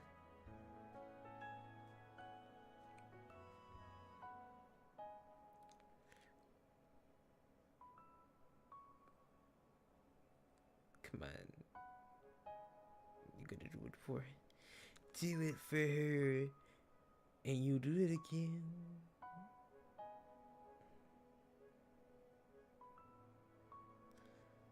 I miss being young, but I'm older now, and I can't change that fact. I want to enjoy being myself. I want to enjoy people being stuck in the past too long. You gotta enjoy being older. That's the thing. If you don't enjoy you now, you'll never enjoy you then.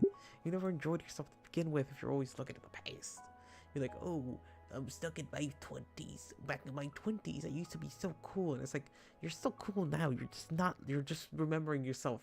You're like stuck in a place where you can't see in the future. Come on. The future's here. The past is here. You're living in the present. Enjoy that. That's why he's a present. Enjoy it. Have me eat that cookie. Damn it. Eat that cookie and enjoy it. Maybe not. Maybe not. Sophia definitely wouldn't approve. It doesn't take a long for Olivia to pick up a pair of toys to give to Damien's younger brother. Just say Vinny. Why do you gotta say Damien's younger brother? What do you do? It's Vinny. We all know him. He's the cool little boy that sounds like Toad. Yeah, it's Vinny. No, I don't think wooden weaponry counts as toys. Our stall purchases were made. We moved on to the next of our list in the next stall.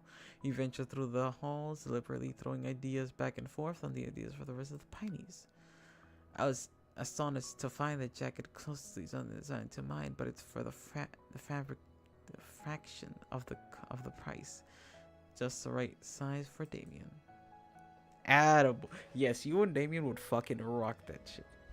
Olivia's right out of a neat little statue for the intersection carved out of an amber stone. Sorry. She said it'd be perfect for Randy, so so it's added to this pot. That's left is Sophia and Olivia. Had brought us to us. That left Sophia and Olivia had brought us to a stall filled with textured materials. I hadn't noticed she was seamstress, but Olivia explains that it's one of her favorite hobbies. Not knowing much of the matter, I let Olivia go and walk. Oh, nope, still the same picture. I was like, oh, maybe they changed. Nope, still the same. It's just Olivia's not here. And Olivia go and talk to the shopkeeper about what she was looking for to buy while I stayed close to the front. In the cash register, I bought one of those tiny novelty dispensers. One in particular catches my eye. Looks like a variation of the whack-a-mole, featuring a little alligator head. They're cute. She would love one of these. It's just so happens I have 5 quarters. I turn the crank and the spherical capsule is in exchange. What you getting in? What you getting? Olivia, I got this for you. Ooh. I place a little toy. It's like the fucking. I absolutely love the idea of like the fucking smiling friends ones. It's a little version of you. I want you to have it. I don't want this. I'll have it if you don't want it. I mean you can have it, but all right. She takes it. I'm sorry. I place the little toy in her hand and she brings it close to examine it. Look, you can pop it with a little hammer. Edie.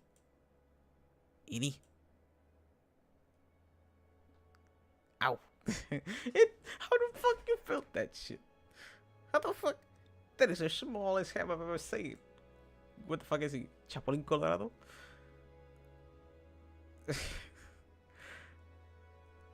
I know it's just the place for it. This is going right in my little treasure hoard. The thought brings a smile to my face. Attaboy, and go. You're no part of a treasure hoard. I have one too, but mine's full of random shit. I mostly watches from my grandfather. He died very recently. Well, recently is a funny word, as he's been dead for about 2 years. Did you find what you were looking for? Yep. Yeah. She pulls out a few coloring bottles with her chair's compartment. These are babies. These babies will look great on the canvas. They had just the colors I needed too. Wow. How different from the regular paint from the store. It just is. But it just is. Okay. I also get Auntie a roll of flux silk. She's always wanted to work with it. Silk. Yeah, silk is hard to find, as it's made out of fucking worms. An hour later, we've been just about everything. Like it's about time too. All the friendlier souls are starting to close down. I don't want to get caught tight in an alleyway in the city after dark, so Olivia and I call it a night and start heading back to the metro. We make one last turn to the entrance and whoa. It's a motherfucking tree. I always like these kind of trees. I'm sad that some places don't do this shit. But yeah, no. I stopped looking at dating apps. I think if I'm gonna find somebody, it's gonna be by my thing, not because I want to.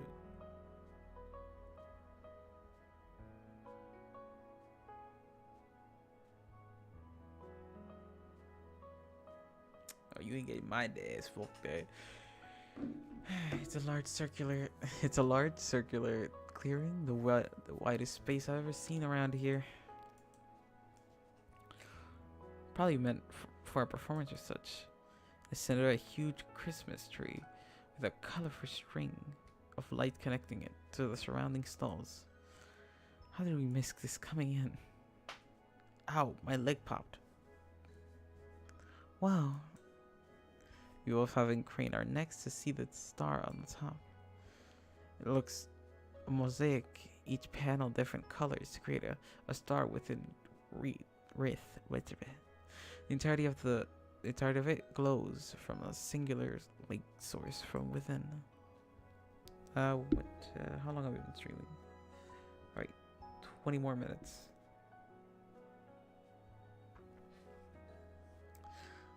The colors light bounces off of us as we approach it. The colors Olivia's snout in red, blues, purples, even some more vibrant greens. Even her breath is coming out as vagrant light up like a part of a Christmas tree. Could I get could I see it? For a moment, we stare at the Christmas tree in silence. All I can hear is subtle ambient of our surroundings.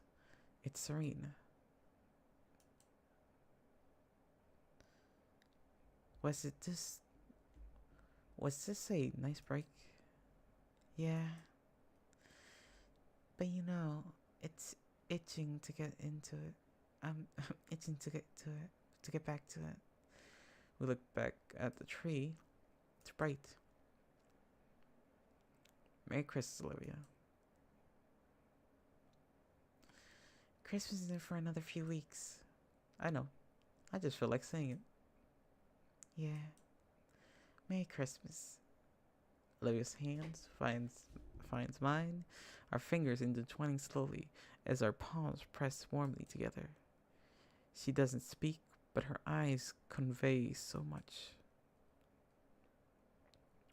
Carefully set down our shopping bags, and we take a knee beside her. She leans over the chair armrest, bringing her head close. She can rest her chin on my shoulder.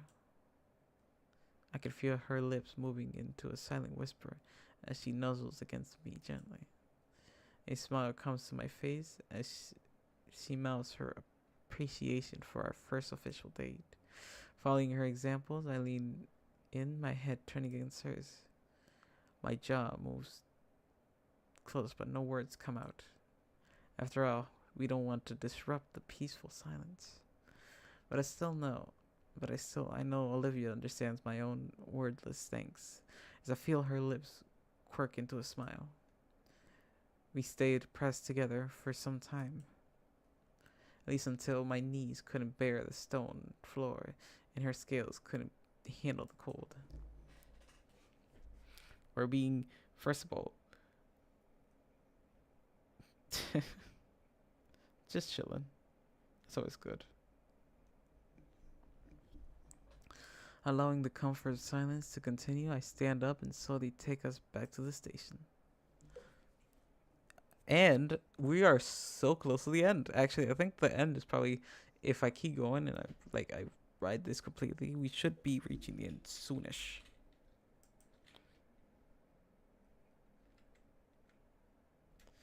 The ride home, we're lucky enough to get in the whole train car to ourselves. Leah huddles close to me the whole way back.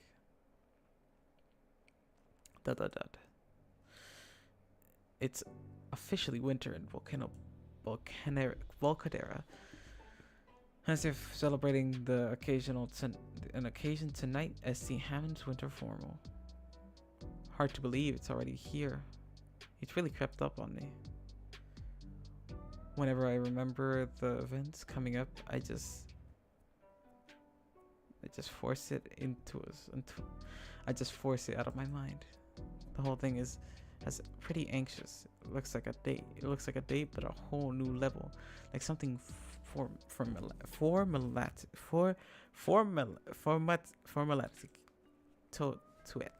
to it. I'd better not mess this up.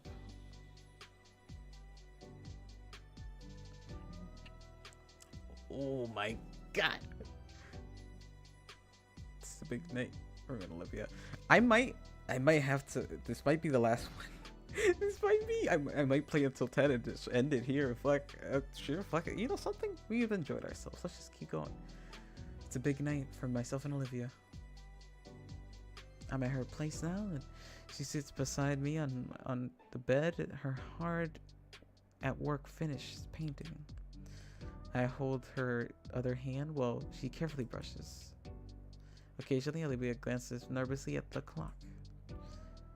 Every tick is another second possibly wasted. She's really working down to the wire. That's not to say she let the deadline creep on her. Of course, quite the opposite. Every day after school until the bedtime, she's been working hard at it. And now it just needs to finish the finishing touches.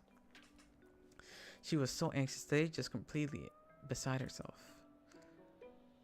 Pestering me during lunch throughout our classes together about how she wants to finish right away to the point that I had to talk her out of the ditching class. She settled for dragging me back to her place the split second. She settled for dragging me back to her place the split second school ended. Good thing I thought ahead and brought my formal clothes to the night before. Motherfucker, you were wearing purple.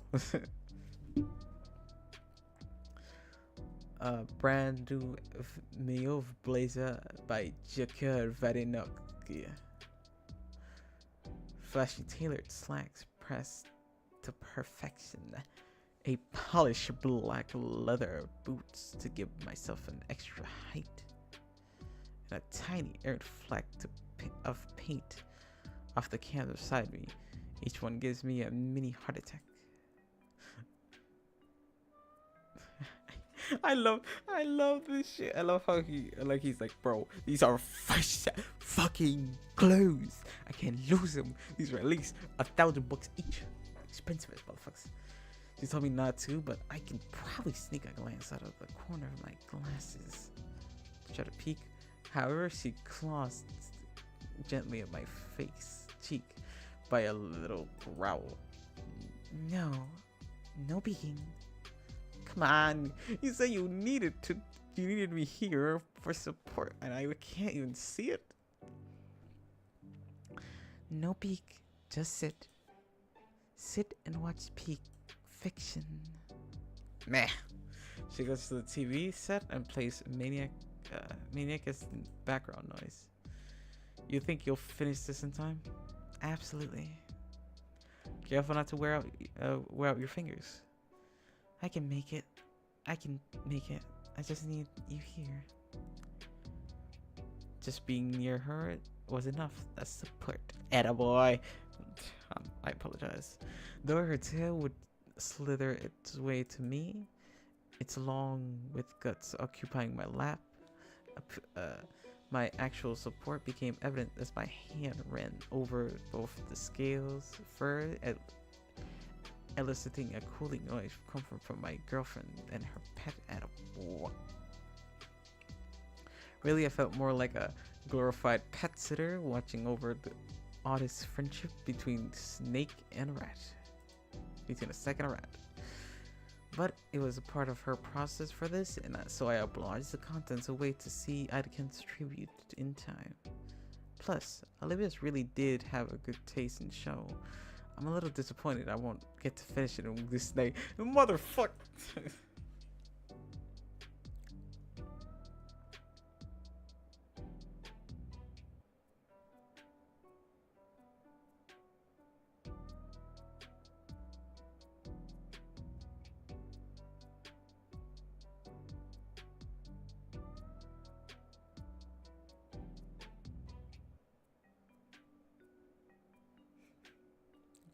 It's bath time, motherfucker.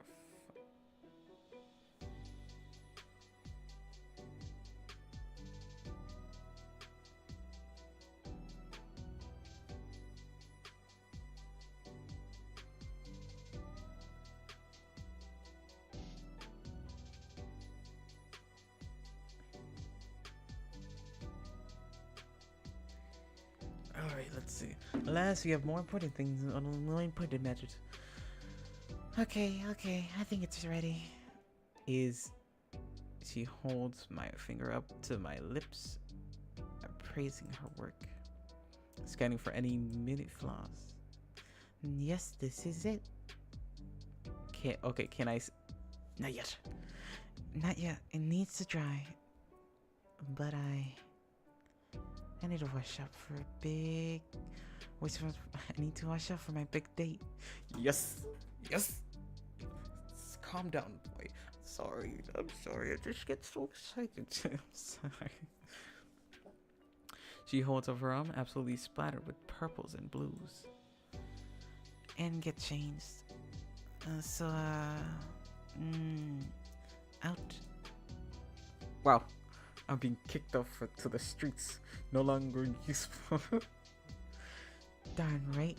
Now go mingle with the other plebeians for a while, Plebeians. That's my favorite word. Plebeians is the kind of word you would tell somebody that you really don't like. I squeeze her and she gets up from the bed. Come on, I want to show you my dress. Alright.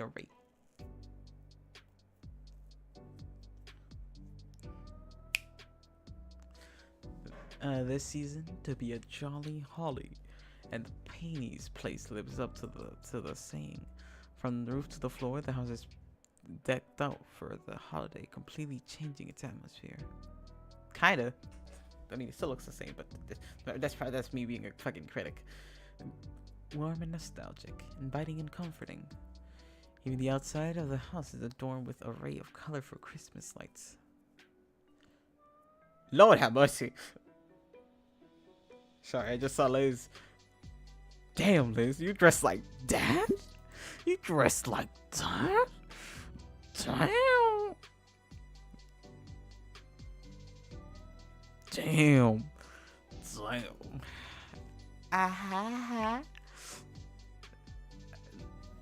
Hot diggity dog. Damn it, you lucky dog. My goodness.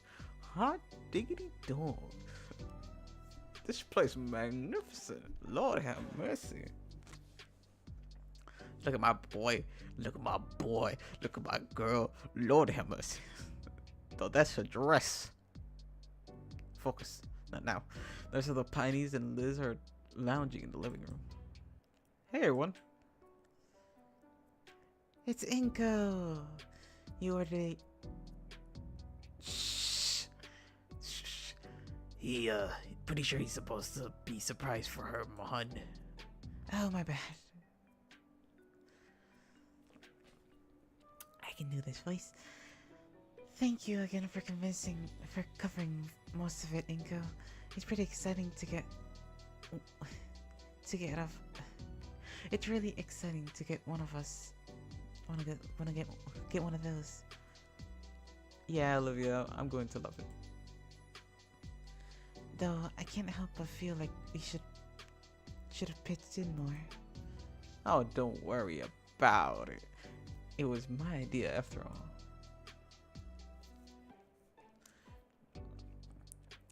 A nice jacket, by the way. Thank you. Got that. Louis Vuitton. Looky, whatever the dude was called, the fucking expensive ass shit, probably.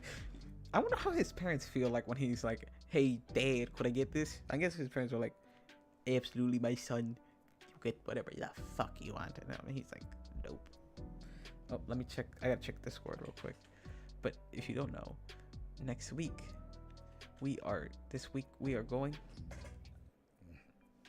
to do stuff.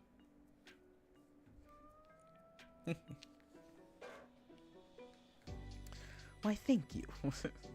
Just then, Damien takes a seat next to Liz, casually singing his arm around hers. Beep! Damien looks my way with a flickering eyebrow and a smug, toothy grin. He knows he won. With a suave move like that, I should have kept in mind to use on Olivia. My boy said, Oh my boy, Damien cooks. We don't notice it, but Damien in the background has always been a flirtatious. Because he's the kind of introvert that he's the kind of introvert that be like, yo, I'm gonna lose my virginity. 20 minutes later comes back, lost it to who? A girl. 20 minutes. Damn. And 5 of those minutes were like saying hello. Like 3 of those minutes were like 1 minute saying hello, 2 minutes convincing, 3 minutes. We were done by the 5th minute. Damn. Yeah, it's like shit like that. Like I've had a friend. Literally, I had a friend.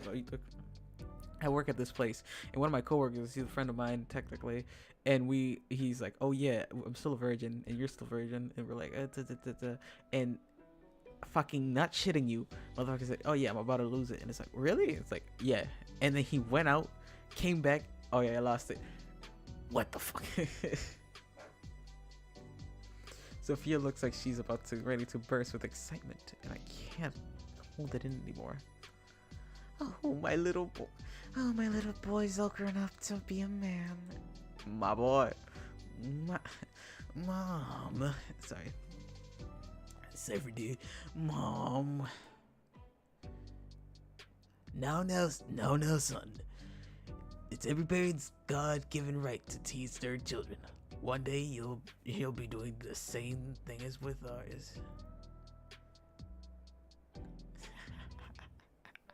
my boy about to get nasty.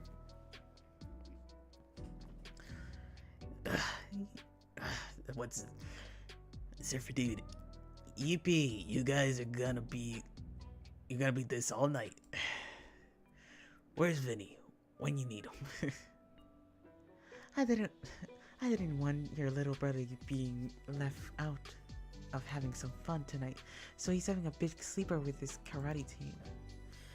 And let's be fair, I'm not going to risk that little rascal accidentally making a mess of anyone's outfits before their big night. Yes! As much as I love the little guy, the things I'd want is as damaging my evening gown. Yes, sir. Ha. Well, that's nice voice. Yeah. So Damien got the frills from his mom and these things from his dad, and he doesn't have a dog's name. Who in here? My dog's here. Peter. The horse is here. Surfer dude, you think I'm coming down with something? Oh, stop it. Sorry. Oh, stop it, you. For the next couple of minutes, we simply relax, wait for Olivia. Well, Damien and I relax. With the way he has his arm around Liz's waist, a blush begins to steadily grow from her cheeks and down her neck. God damn, my boy's smooth with it. Kinda reminds me of an upside down thermometer. Just get the fuck. Damien scooches her close to him, uses his other hand guiding her flustered face down to his. She then sensually whispers something in her ear.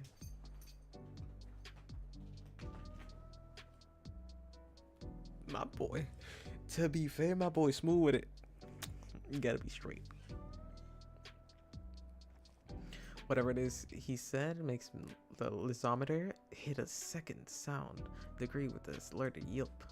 His parents are grinning from ear to ear as she screams at their gaze. Despite the embarrassment radiating off her fireplace, I don't feel too bad for her. I'm pretty sure this is what she wants. Yes, sir. My boy hating that shit tonight. My boy going crazy. You know, Damien got that plug wig. I'm sorry. Though, what the heck did Damien say to her? More so, is he doing this on purpose? Here we go. Why are you... Wait, why are we all looking at this giant licorice whip? A scratchy voice from draws my attention, and I turn to see... Lord have mercy. Stop it, you. Stop it. I'm sorry. What do you mean, sorry? Look, I don't know what I'm doing. You're being weird. I know. Stop it. Oh no. Stop. Okay. Genuinely floored. The dress, the accessories, the makeup got me fucked up. The elegance to spring to mind. The regal too. But what escapes my lips is beautiful.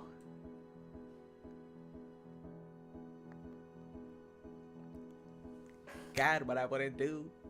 What I wouldn't do to you. Stop it, brain. Stop it. Have back the others are completely complimenting her, but she pays them no mind. She's looking only at me. I am hers. Oh my god. I need a relationship. I need you to be. I want this so bad. I just want somebody that does that to me. She's looking only at me. I want somebody that does that to me. Looks at me.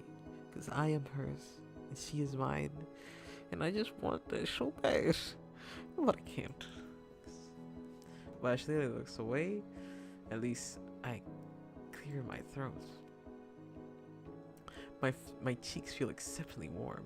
And Olivia is practically glowing. You look beautiful, Olivia. Thank you, Ingo. Auntie Sophia, help me with the dress. She twirls her chair around, allowing the dress to allowing me to take her from all angles. Oh, please, Olivia, you were on that dress too. Only because it's a fitting, only with the fitting, Auntie. And I can't do this voice. Sucks. Fuck, you know. Her twirls finally stops so that she can bring her chair closer to me. I find myself kneeling on one knee, hands on arms, helping to ease her from the wheelchair onto the couch. It's been seconds nature for me for a while. With Olivia settled nicely there, I retake my spot beside her. She's setting gloves, finding its place in my palms. Olivia's head leaning lightly against my shoulder. I feel as though my face is aflame with heat, with passion. Damn, I want that. Stop it. Stop it. I know. Stop it, I say. I know you're lonely. I know. We can't just let that force us into this situation. I know. It's alright. I'll be alright. Okay. Let's go. Okay. Yet I don't mind. As there's a girl beside me pressed closer. Now, don't get too cozy, you two. You're right. The formal should be getting here any minute now. Olivia's head leaves my shoulder, so could look to Sophia. Aren't we taking? Sorry. Are we taking Liz's car? I wouldn't mind, but with these clothes, nuh-uh. Ingo thought it was a better idea. We all surfer dude. We all pretend though. Olivia looking at me now, squinting ever so tightly with scrutiny. What did you do? Well, honk honk. I did that. Damien and Liz are already moving forward to the door. I get and take Olivia's wheelchair, stabilizing it for her. Ingo, wait. Ingo, what? Good night, Randy and Sophia. I'll have her home tomorrow morning. Ingo, Have fun. have fun, you two. Don't do anything we would. You nasty motherfuckers. Randy. Olivia's head still turning wildly between us as we wheel her off to the opening front door. Where's the Bugatti at? The gator's head finally tilts some sure as her eyes are wide as they saucer as she sees what's parked in front of the house. Figured for such a big night would it deserve to ride in style. What about tomorrow morning, Bit? Oh, we're gonna hang out at my place after. Oh, my boy's going down dirty. We don't need people where we're going. My boy doing nasty stuff. My boy's playing at this. My boy can cook. I mean, Lord have mercy. Liz, you built like that? Focus. It's not time for this. Is that why I'm missing my favorite PJs? The limousine driver is already at the passenger seat door, holding it open for us. I gently push the wheelchair towards the vehicle as she continues to stare at it in awestruck silence. Okay, wow. Alright, this is... If I may. You may. Carefully, I take the painting from both of her hands and place it against the back seat. Once Olivia's satisfied, it's her turn.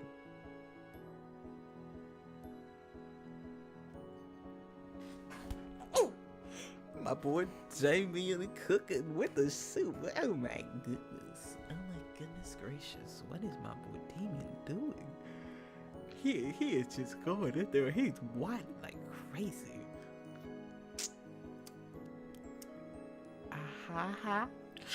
My boy Damien know what's up. I mean, when Damien knew already.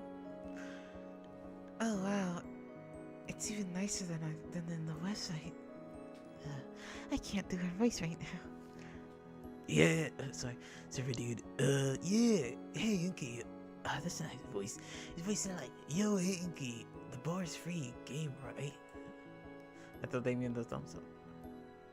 It's all paid for, amigo, with a little help from Liz, of course. Awesome. Damien already pulled 2 glasses of cola from a tiny fridge. Psst, pop. Using his tooth like a impressive, not gonna lie.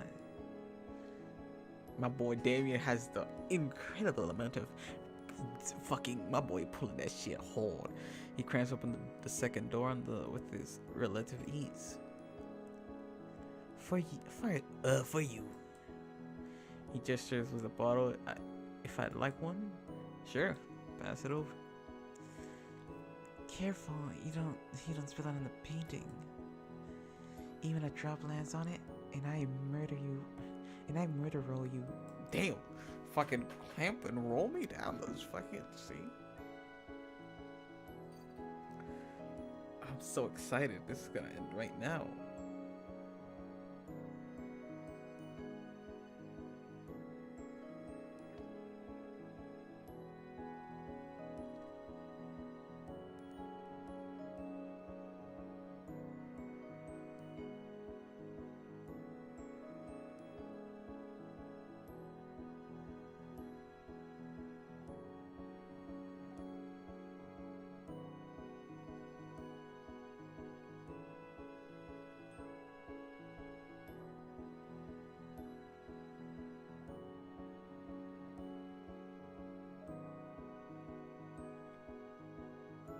Let's see. Of course. Yeah, of course. Yeah, of course. Can I see? No. No. No one may lay an eye on it until we set it up at the mortar room. I promised myself that. Whoa. You made the painting without even looking at it? She did. Very impressive. Whoa. Shut up, the both of you. I lean back into the brush seating, letting my arm rest gently over Olivia's shoulder. She leans her head into my shoulder. My boy using that move Ku was getting from her mouth. Oh my goodness. The skylines of Volcadera is painted an evening glow as he relaxes to the low rumblings of asphalt on the road. Christmas light stands flickering across the face of the building, turning what would normally be a bland colored palette into something much more vibrant. The whole ride, we share drinks, stories of the past.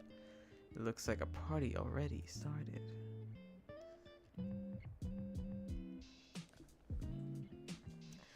I've already got a big name disc jockey this year. I can't wait to dance. Yeah, yeah. Oh, his voice is like this, but surfer dude. So it's like this. I'm going to check out the buffet. The buffet. They've been posting about it on our school site. I didn't know you checked, but On special occasions, they got everything tonight, man. You name it. Burgers, pasta, steak, tacos, cake, even more of those yummy leaves. Yummy leaves for Liz. fucking bullshit. She don't. Regardless. I'm glad you thought of me. I'll be going for the buffet for the first thing. You guys will be joining us for dinner, right? Maybe, but first, I want to get this painting on the display as soon as possible. Thank you for helping me do this, Inko. A smile squeezes Olivia's hand. She squeezes it back. Oh my goodness, I don't care how long this is gonna take. I'm finishing this tonight. Wow, what a display. What a fascinating thing. I have to make a new one. It's gonna be probably dancing, I ain't gonna lie. That one's gonna take me a while though. So I'm not very good at art, but I'll try my best.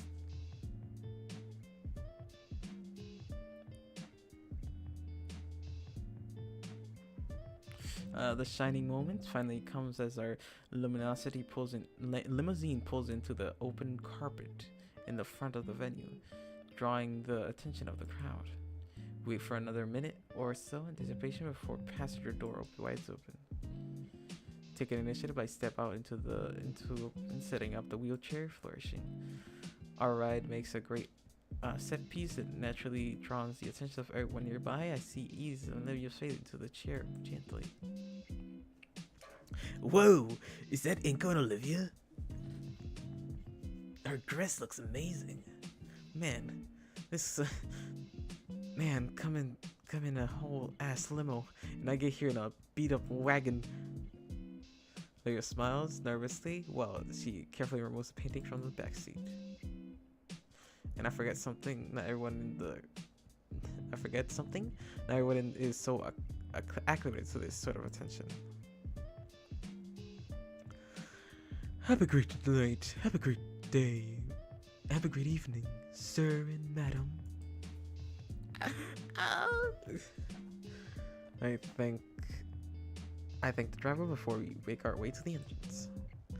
A decorated red carpet is stretched from the driveway right into the avenue, giving our walkway instead of a sense of glamour. As we approach, the sign tables were a sizable line of other partygoers looking at our way. Figures.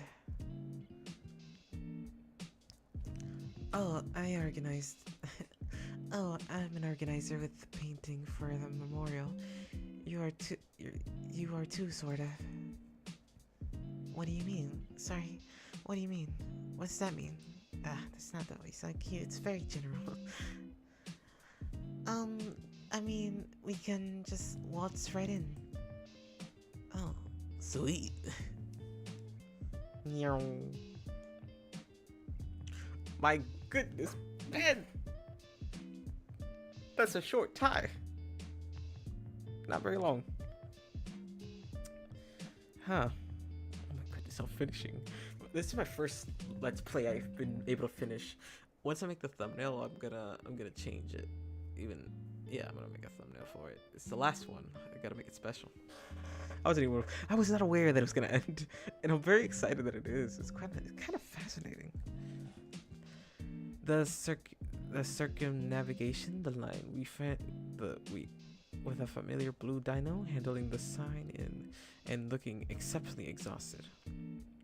Though he smiles usually when he sees us, his shifting eyes rapidly finger tapping in indication of otherwise. Hey, say, lower. Hey, you guys made it. And in a limo, no less. Gotta travel in style. I couldn't agree more. Ben makes her eye contact with Olivia. And nice to see you up and going again, Olivia. I mean, crap, I didn't mean it like that. Hey, Ben. Hey, Ben. Oh, that's not the voice. Hey, Ben. That's not the voice. Hey, Ben. I can't do the voice right now.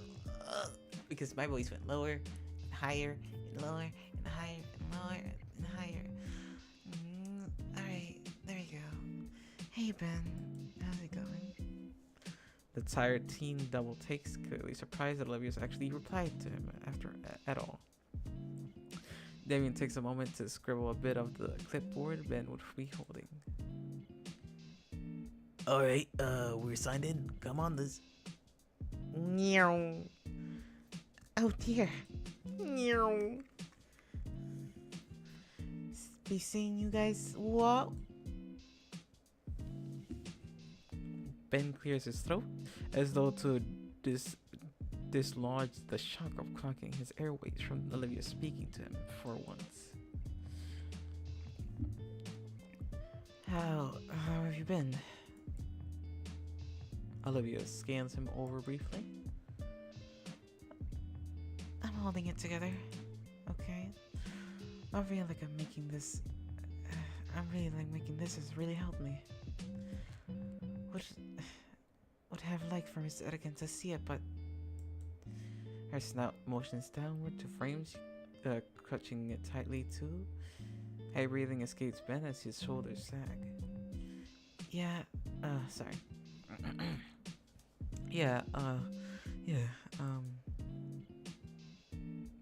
He sucks up in breath and squaring his shoulder. I'm sure he'd be happy with it, all right, Olivia. My date looks down to her lap, her eyes shut tightly. But she has a soft smile and nods.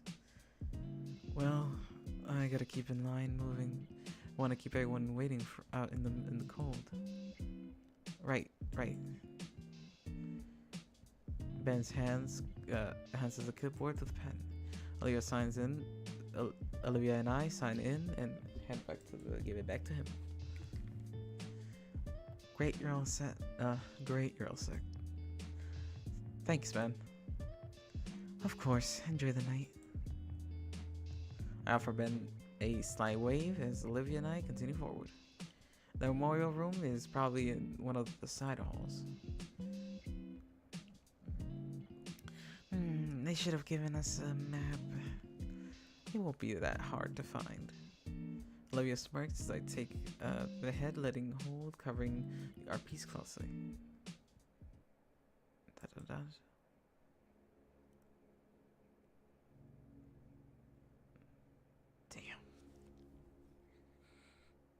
Damn.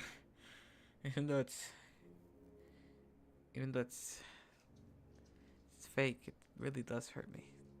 It really did hurt me when he died. He's no longer here. Probably because death is still on motion. I cannot support. I can love, but I can never hold. Just as I predicted, the memorial room isn't hard to find. It's a smaller room. Well, it's lit with little furniture. and the far end, framed pictures of Patty Kent and some of his old pictures from his classroom. Some from him, some from his students. There are a few other students here paying their respects. Olivia taps my wrist with her tail, and I let go. I walk alongside her as we approach the portrait. I wonder when this was taken. It can't have been that long ago. He looks just as he did earlier this year. Olivia slowly rolls up to the memorial, still clutching the covered art piece. Is there an easel around here? Or something? Or I would told there'd be one. Oh. There's an adjusted hanger on the wall. It's a bit attached to the painting hanging on the Benji. Wow, they thought of everything. Yeah. Can you put the hanger on? I'll hold it steady. Sure. I get the baggie and Olivia stands the painting on her legs. Alright, take the covering off gently. Olivia watches carefully as I lift the cover off from this angle. I can't make anything out other than the small blues and purples. She breathes a sigh of relief when she sees nothing has been damaged or ripped or over. Okay, I fasten the hanger and the back of the wooden structure. I hope it's good enough. It will be. Trust me, Olivia. It will be. And I think I'm about to cry again. Done. Ooh! That's good. Fucking chef's kiss. I would call that a 10 out of 10. Olivia gently raises, carefully hanging it up on the wall like it could be come off at any moment, any second. Finally, we both back away and finish painting, and reveals to me. My hand clasps Olivia's shoulder in support. Olivia's head turns down towards the floor for a few moments before smiling, a curled smile on her face. Finally, I appreciate the painting fully. A beautiful sight to behold. It's definitely the fountain, as well as the park we found in it at. But it's cooler. But its colors are brilliant, exuding a heat from the warm color from Olivia used in the past, where he previous work always had the dream-like quality to them. This one brings the warmth of the sun to mind, as if you were basking under the sun, like during the summer. Well, do you like it? Do you like it? Do you? I do. I'm proud of it. I was going to say something about how my opinion wouldn't matter if you, but did you? But there's a better answer, so I'm also proud of it. It's beautiful. You knocked it completely out of the park. I think I did. I think we did. We. Yeah, without you, I really don't know if I could have finished it. Silver gray eyes, irises turn from the painting, and I focus entirely on the portrait at the center of the display. While the sound of the dance are still in the background, the pervading silence within the room overshadows it. Olivia's gloved hand covers mine, still on her shoulder. Standing before teacher's mural, I bow my head and offer him my quiet thoughts. Thank you for teaching me, for being more than just a teacher, but a friend. and for looking after the girl I fell in love with. When my eyes open, I see Olivia's head is still bowed forward. A single droplet seeps from the corner of her eyes. I gently wipe it away with my thumb before it can possibly drip down onto her dress. She smiles in gratitude after her eyes reopen. Olivia, I'm okay, Inko. She automatically follows her as she spins her chair around Olivia's face towards the door. Come on, we gotta get to the buffet. Why, I'm sure they'll have enough. Damien steals. Okay. Damien steals all the food stuff, duh. Masterpiece. She turns a wary smile in my way and speeds up her wheeling. I doubt Damien could be imagined him trying. Olivia becomes a veritable uncaring for the other partygoers as she leads up to the buffet. It's not too far, and thankfully no one could end up actually being run down by her. And for all sour looks that she received, Leia didn't care.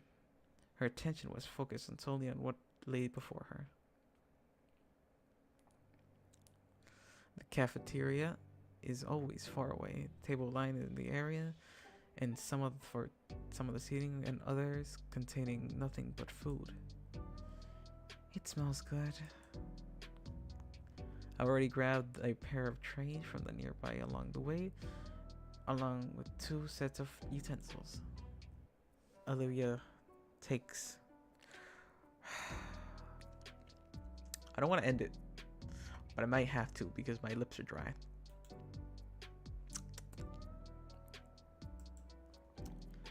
Fuck it. Alright guys, I hope you guys enjoy. We're gonna end it here. And we had our moment with Mr. Adakan, and I'm so happy you guys were here for it. Even though you weren't. I'm so happy you guys were. I am happy people watch these streams, at least somewhat. So yeah. So I hope you guys enjoy, and I'll see you guys later. Goodbye. Good night, and please, if you can, please like and subscribe. It really does help me. And just thank you for being here, for being my friend. Bye.